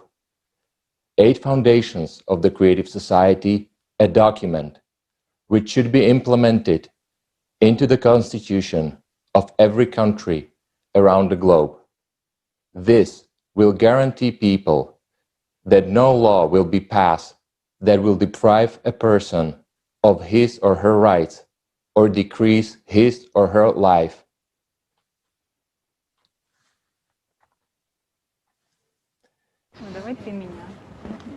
The highest value is the human life. After all, every country, it is its people. Country without a people doesn't exist. Society without people doesn't exist. The law and constitution can then be changed only by the electoral platform. Elected representatives will only act as sort of operational force within the framework of law and constitution, and they will only implement what we as people have decided and voted for.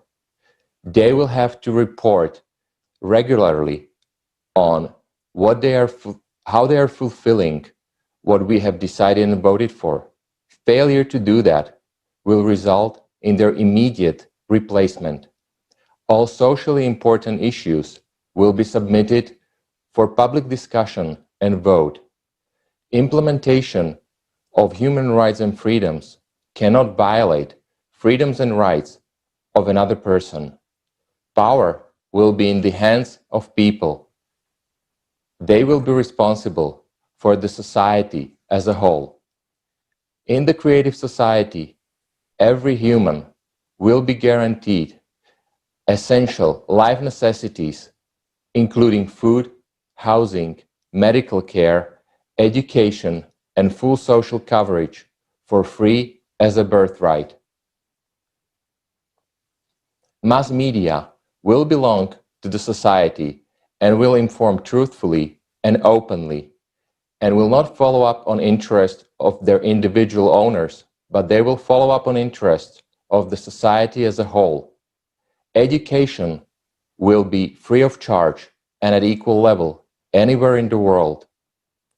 All people will be granted employment if they will desire to work, and the salary for identical job will be identical wherever it is performed in one country or another. This will give an opportunity for people to develop and evolve themselves and become humans with a capital H. As you will listen to our next speaker, Alexei, please I want to ask yourself and answer yourself truthfully and honestly. What is the future and world that we want to leave for our children and grandchildren? Alexei, the audience is yours. Thank you, Robert. Thank you.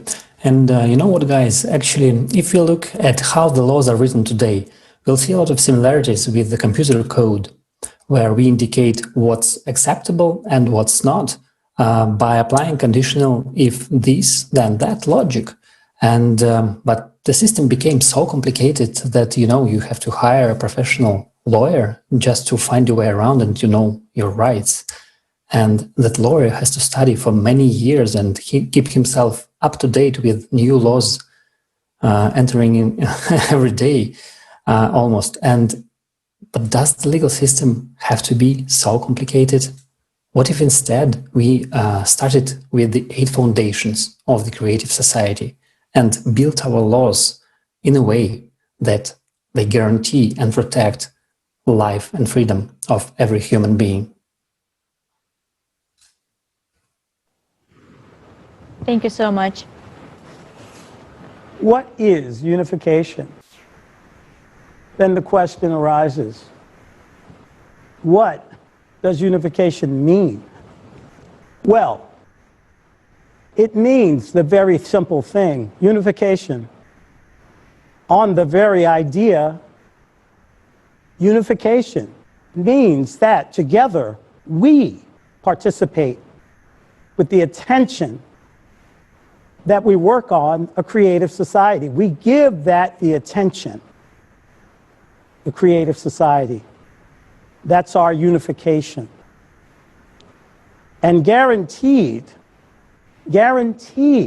improvement of the lives for our children, for our grandchildren, and for all new generations when we unify our minds, our souls, our hearts, for the love of each other. It is an energy. It is contagious, as one said. No, you can use that word. It is contagious, because contagious doesn't mean bad. It's a good way of describing what we're willing to give each other. And we accept that. And that's why we're here today, because of contingency. Because this floor, this united society, creative, has brought it here. It's a contagious energy. And that's why we're here. And another question that we would like to talk about today that we often get asked is, who is behind you?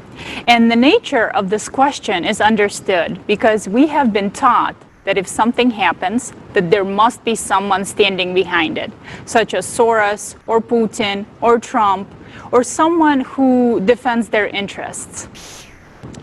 Because we were taught that the world is divided into 2 parts that belong to oligarchs or the clans.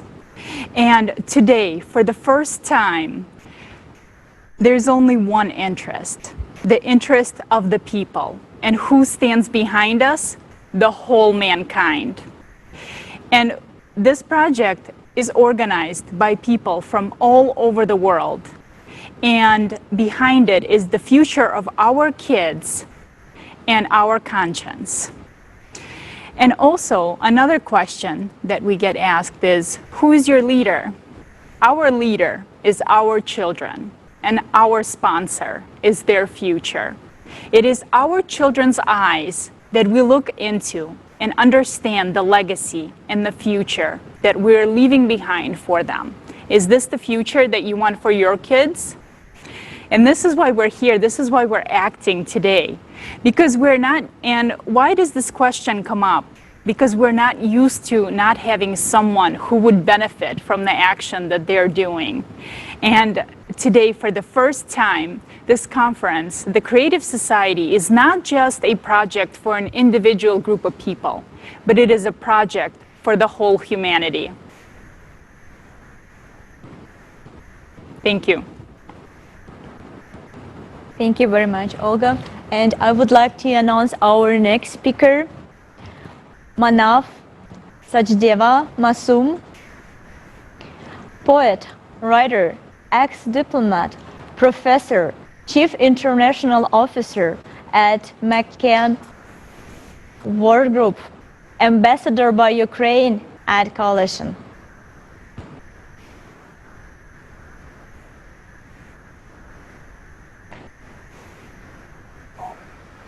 Greetings, friends around the world. Today I'll talk to you about two main ideas. One will be on the topic of unity. What does it mean to have unity in terms of being able to express disagreements, but in a gentle way? And two, I'll talk to you about another topic, which I'll talk a little bit more later about the value of each person. The value being not enshrined in what they do for you, how they engage with you, but in their being themselves. Because this notion has taken over our very being.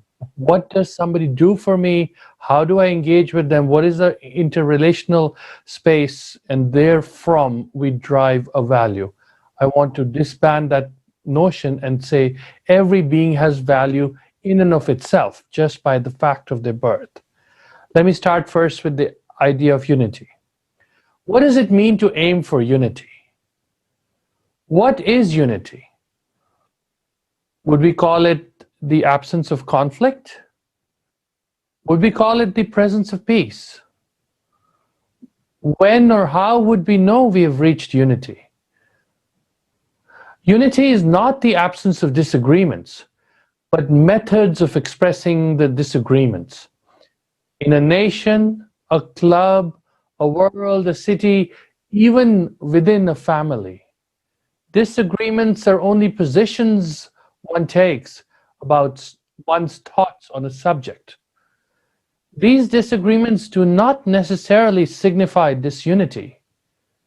We can still be a united family, or a united club, a united country, even a United Nations family of countries around the world without needing to avoid disagreements. Disagreements are healthy even. However, when we turn disagreements into personal insults or express them in violent ways so as to express our disagreements in ways that hurt the other, rather than just having differences of opinion, we risk being disunited.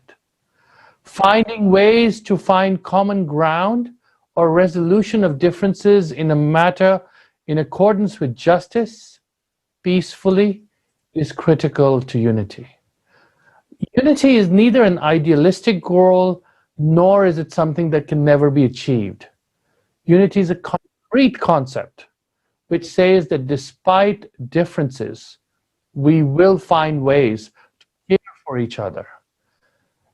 In war zones around the world where I've worked, I have noticed that unity requires acceptance of the other's life, the right to life, as having more value than the past's, however troubled it may be. It requires all sides to make compromises, see wisdom and gain in respecting each other and finding a way to express and find common ground that validates us. Unity does not always mean full agreement, but it does mean expressing, even if not resolving, in a manner that makes the other understand that one is disagreeing without calling the other in such a way so as to draw distance or garner hostility. It also behooves all listeners and all parties to disagreements to understand the concept of unity while expressing diverse and divergent views and thoughts through gentle expressions. Before we can work together to make unity, we must first agree on the system and principles of expression of disagreements gently, so as to maintain unity, especially when it appears impossible or too difficult. Unity of spirit of health, of methods to express disagreements, without losing that connection with each other, is true unity. Now I want to, for each of us to understand the notion of value. Every single person has value. Value not by contributing or doing something, but by being. Not by consuming or providing even, but by being. Every single person has value intrinsically by just their existence itself. We cannot talk of unity until we accept that we all have equal value based on our birth. We don't lose value based on what we contribute or not. We are of value simply because we exist. We can strive for our goals or even different lives, but we must not attribute more or less value to a particular life simply by what she or he can or cannot contribute. The profoundly simple understanding that each life and living being has intrinsic value is critical to understanding who we are and why we're put on this earth. Once we understand that purposes or resources or means for life do not determine the value of life, and life has value for each human simply because they exist, we will then and only then be able to unite in the knowledge that each one has value by their existence and not by their past, their caste, their class, their money, their passport, their skin color, their ethnicity, their religion. Differences are things to be respected, but not. Mr. Manaf, thank you very much for sharing with us such a valuable understanding. Thank you. Namaste. Sat Sri Akal. Jai Hind. Bye-bye. Thank you very much, Mr. Manaf. It was wonderful to hear one more time about unity, about value of human life. And if we all realize that human life is so valuable, then let's build a society in which we will enjoy this life. And next hours, I would like to announce our next speaker, Steve D'Onofrio. He is active participant in spreading information about creative society. Welcome, Steve. Thank you. Wow. From the very beginning this morning, my heart has been full. My mind has been racing about all the possibilities. The speakers from around the world. What an amazing opportunity we've had together today so far. Are you watching? Are you paying attention? Are you listening to the common thread that's running through everyone's voice? Unity, human value.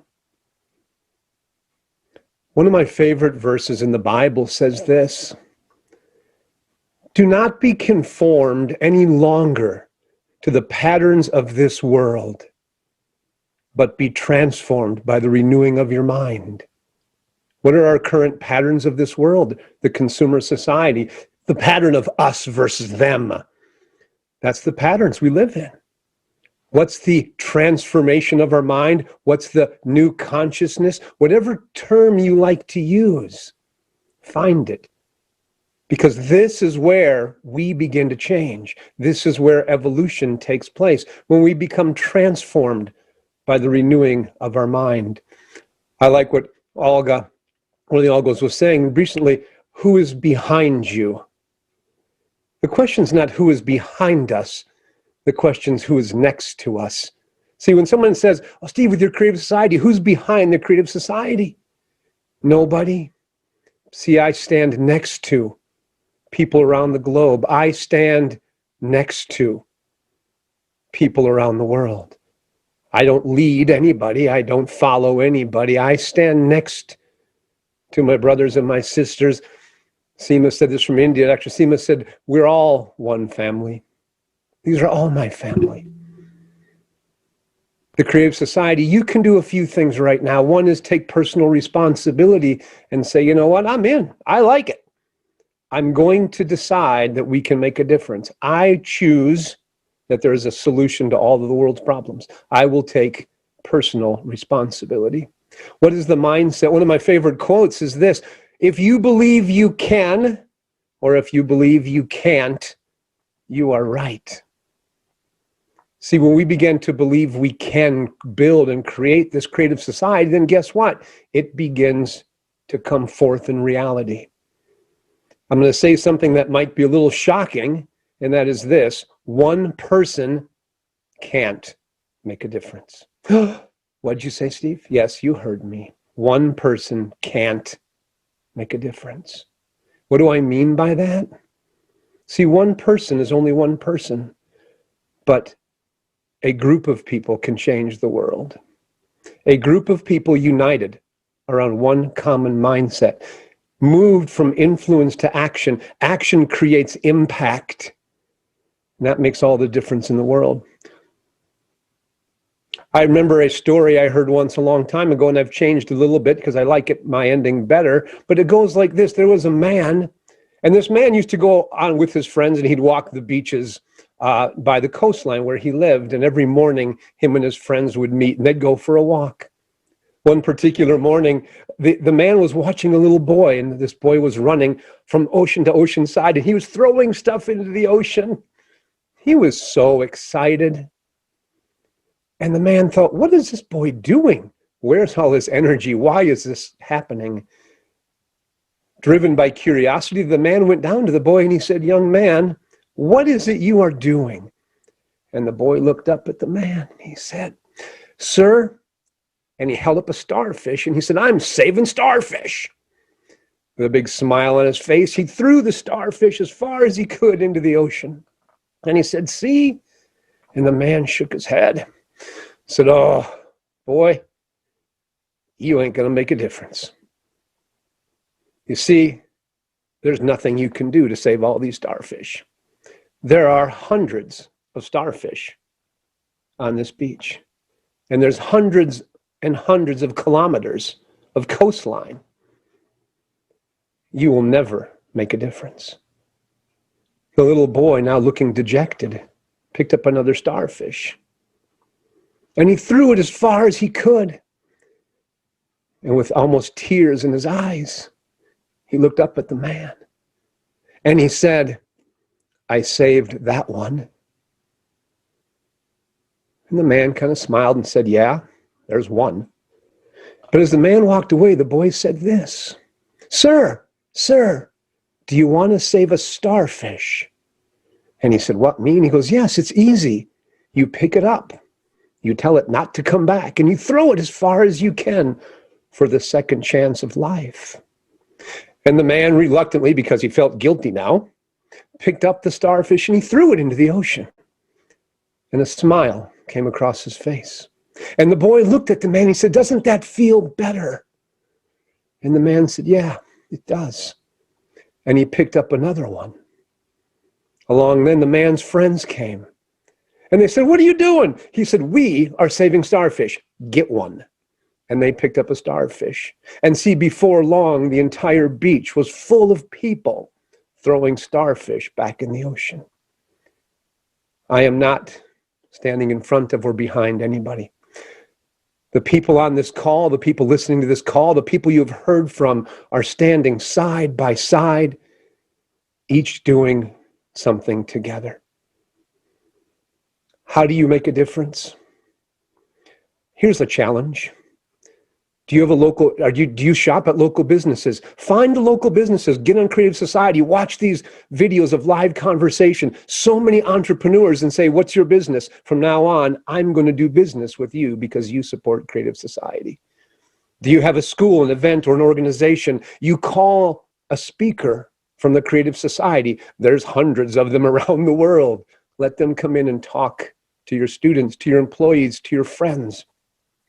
See, together, we can make a creative society. When we stop being conformed by the patterns of this world and we become transformed by the renewing of our mind, we can stand side by side and build a creative society. Thank you. Thank you. Thank you so much. And I really enjoyed the wow at the beginning. I love that. The idea of unity, and as you were expressing the sense of one person starting something and the other coming along with a little, rejection in the beginning, but saw the good and joined in. Unity is such a thing that has become non-existing in our world, and it's because of the environment we live in, the environment that has been created, and we've subdued to it. We decided, okay, we'll just follow what everyone else is doing. You see a crowd running, other people start running. But this is something else that we would like to see people run to, because this is what we need, a creative society. This is what we need, people doing good deeds. We want that contagiousness of good deeds to go to the next person and the next person and the next. And all around the world, we're able to grab this energy and put it together in unity. Not one person, absolutely right. But we're all powerful individuals. And when we all come together, and we've seen that through the months, when we all come together, we can make things happen in a powerful way. Unity, what we need, absolutely. A creative society will give us that. Thank you so much. Thank you. Yes, thank you so much, guys, and thank you, Steve. It was very inspiring. And to not lose this information, let's move on to the informational stage, because I personally think that informational stage is very important stage. I would say it's like most important stage. And thanks to information, thousands of people already learned and joined the project, Creative Society. But one interesting thing, what really bothers me, and our speakers talked about this, that people find out about this project not from the official media, but they found from the social media, which active participants doing and informing people about such a project, Creative Society. And what I wanted to do, I wanted to ask journalists, is it that difficult to write article about Creative Society? Don't you want to guys live in a good life? And have a good life and don't you want a good life for your kids also? So I think you should think about it really. And thanks to active participants of the project, people finally have a choice in what society, because Steve also mentioned choice, in what society to live in, a consumer or creative. Because when you don't know about the creative society, how can you choose between those two societies? And the most interesting thing is that many of the people said that they had dreamed about such a society all their life, and they're ready to act right now. It seems to me that it's a crime to suppress such important information for people, because, in fact, by our silence, we deprive people of their right to choose. Therefore, I think it's vital to inform all the people on the planet. And it's not that hard, guys. Every one of us have a gadget. It doesn't matter, phone, laptop, iPad, or something else. You just pull it, open your book, and you start to call or start to text your friends, your family, your co-workers, your neighbors, no matter who. And plus, many, I'm sure, most of the people have social platforms where you can make a video or create a post. And it doesn't take that long. It's just 2-5 minutes, maybe even less, to mention something and ask your audience in what society you would like to live. So, and it's already going to get people's attention.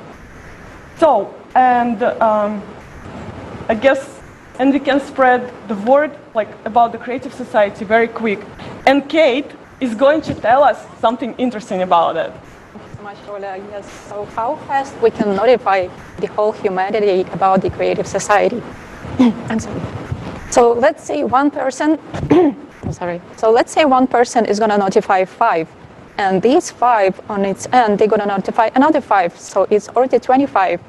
These 25 can already talk about it to 125, and using geometric sequence, we can come up with the number, how many days, and it's a little over 14 days. Just imagine, 14 days is going to be enough to notify the whole humanity, and they all will know about creative society. But as Ola already mentioned, if you make a post on social media, you can notify, or you can let know about creative society to even more people, 100, 1,000, sometimes even 1,000,000 within a day.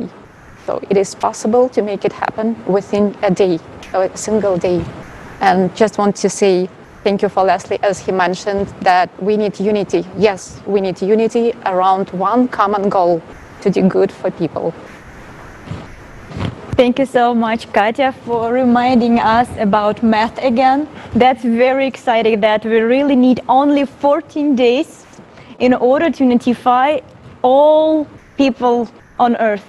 That's easy, right? Yeah. Just use math. Very, very understandable. Thanks. Now I understand why math was my favorite subject at school. So, and I would like to announce our next speaker, Dr. Parimal Merchant, Director of Global FMBA Program at Jain School of Global Management in India. How about a world where all human beings get free food, free health, free education, and a decent quality of life? How about a world where human being is the central value? Nothing about the human being, no human being below another. Be it power, state, police, army, religion, all at the service of human being and not above human being. And at the same time, all human beings respecting equality. After looking at the proposals of creative society, I started thinking, where is the world heading today? Concentration of power in the hands of few,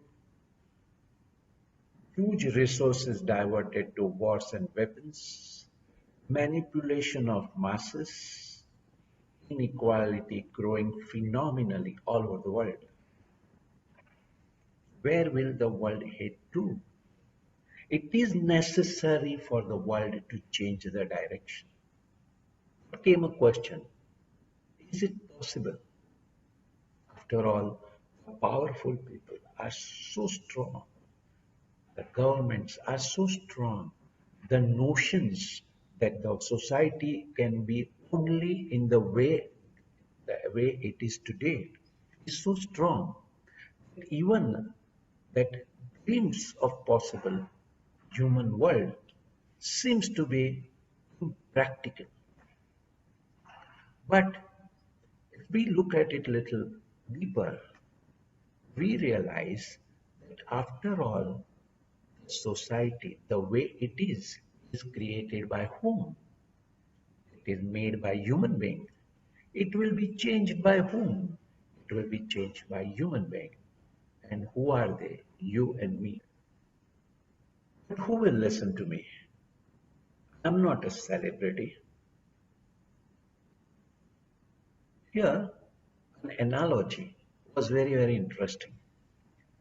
There is a floodlight, but once it is off, it's a total darkness. A floodlight cannot start another floodlight. The candle can. A candle may be small, it may be weak, but it can start other 10 candles, and this 10 candles in turn can start 100 candles, and this can start another 1,000 candles. We all may not be celebrity, we are not floodlight, but each one of us is a candle with the phenomenal power of spreading these thoughts to the people around us. in our world. How can I start spreading the word? With whom do I talk? Well, I live in Mumbai in India. Perhaps I have nothing to do with someone living in Sudan. My world is people who are around me, my friends, people living around me, my work colleagues. This is my world. And it is important to reach out to this world. But what about, will they accept me? Will they accept my proposal? Will they laugh at me? When I kept thinking on it, I realized that I will not know beforehand whether they will accept me or laugh at me. But what is very important is not their reaction. What is important is my honesty to myself. I decided to take it even further. So what did I do? I took my phone book. I was surprised I have more than 800 people in my phone book. I started sending them a message, one line message. Human life first. If you agree, we can chat further. That's it. Second week, I sent another message. Human safety for all. If you like, if you agree, we can chat further. Like this, 8 weeks, one after another, I kept on sending all the proposals of creative society, of building a more human world. Many of them reverted. Many of them will revert in the future. But I was so happy that I am really contributing to building a better world. Let us join hands in creating humanized earth and creative society. Thank you. Thank you so much, Parimal. And I don't know if you all recognize, but right now we are in a historic moment of our civilization. So right now, if you are not acting to share the information about creative society, you're stealing the future from our children. Are we enemies to our own children?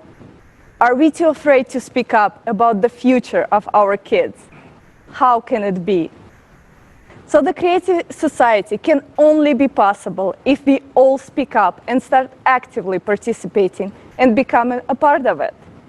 We can do it so much faster if we start sharing right now. So let's do it.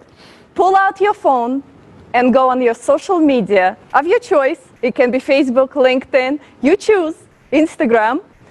And let's share this information and post to all your network about this amazing event, about creative society, about the people you have met today. And let's use 2 hashtags, hashtag creative society and hashtag Allatra Unites. And let's all connect with each other around the globe and really see how big our human family is. Let's stop being silent.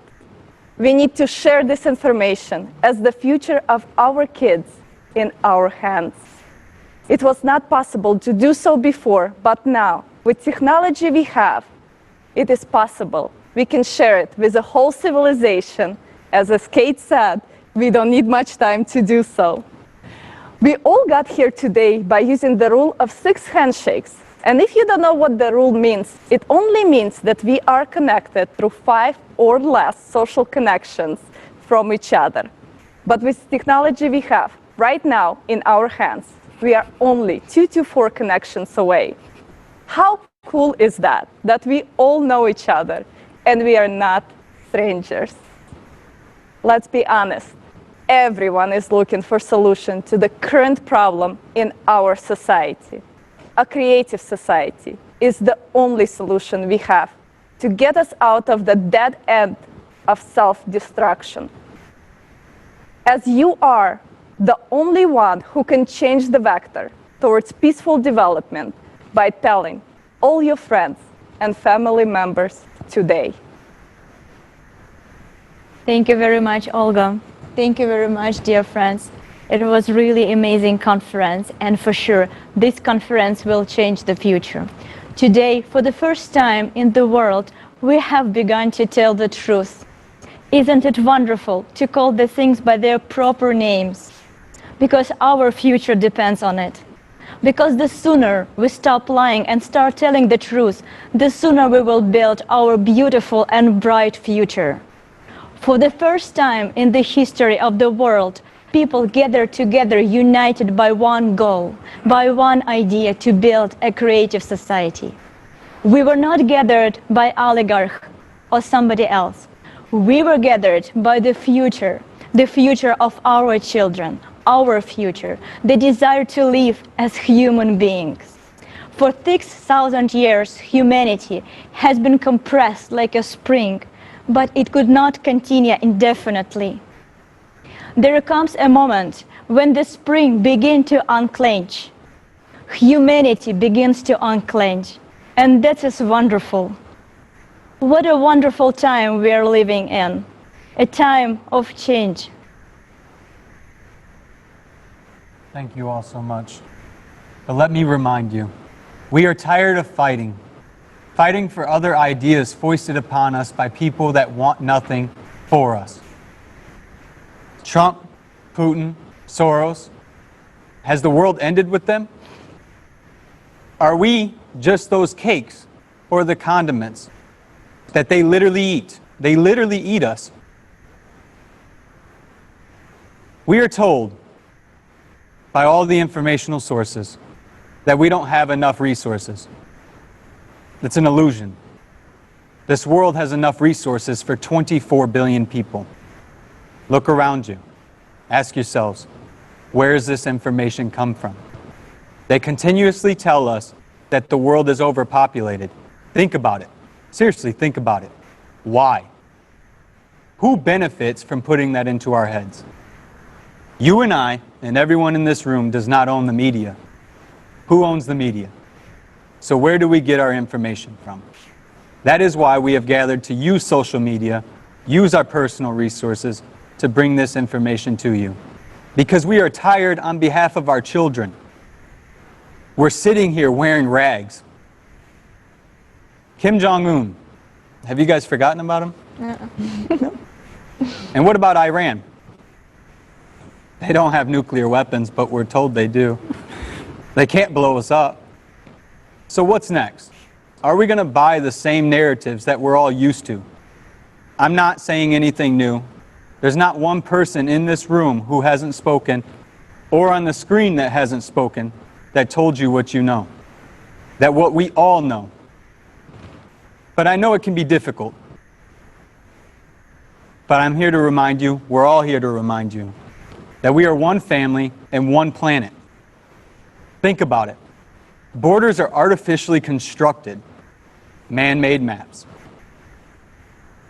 So are we going to continuously living under the control of others who want nothing more for us? Ask yourselves.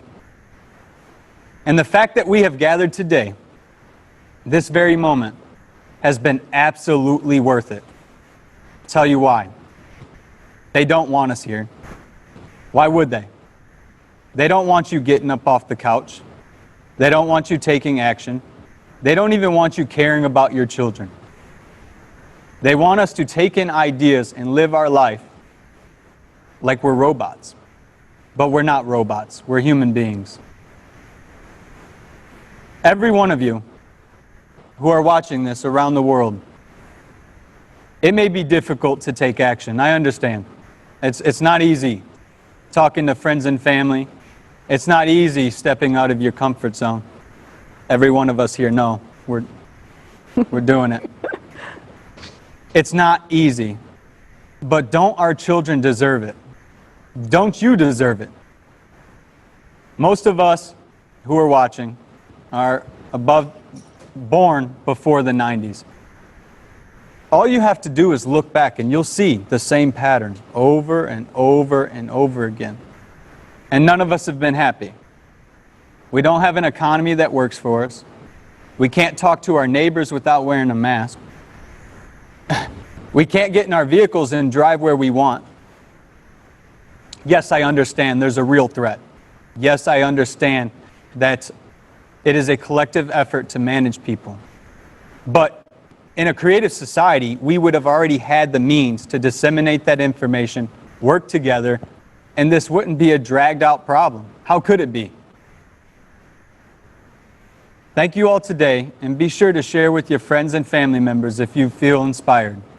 And if you have any questions, please don't hesitate to reach out at Alatra Unites, as it's been discussed, with all of your questions, any of them that come to mind. Ask. Thank you all for being with us. Thank you. Thank you, Jason. Thank you, Jason. And right now, we have people from all over the world talking to each other. Millions of people joined and are watching us right now as this conference is translated to over 35 languages. And imagine, it is done by volunteers. And billions more will join us in a couple days. What's wonderful is that we're not sponsored by anyone. And let's be honest, our sponsor and our motivation is our children's future. We're human beings. We started a dialogue. And if we're talking today, that means we can change a lot of things tomorrow. And that is why we are here today. We want to live in a world worthy of a human being. After all, there are plenty of young and not so young people among us. And I wish we all have time to live in the creative society. But it depends on every person and their actions. So friends, let's start with simple steps. From this very moment, let's inform every single person about the creative society, because together we can. Thank you. And right now, please we'll watch a very short video.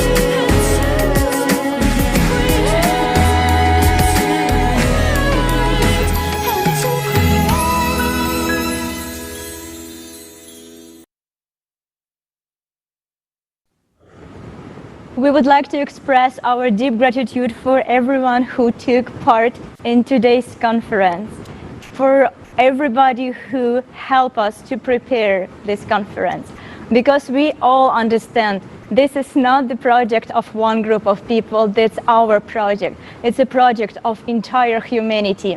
Thank you very much for being with us today, and we truly hope to see you very, very, very soon on the platform of ALLATRA International Public Movement. Yes, thank you, everyone. Thanks for everyone that viewed today all around the world.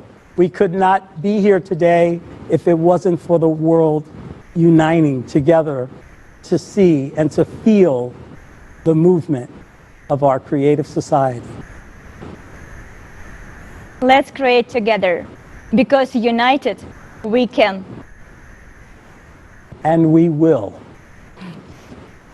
That's why we're here. Creative society is the society of the future. And the world has decided on that today in this historic event of energy and unity.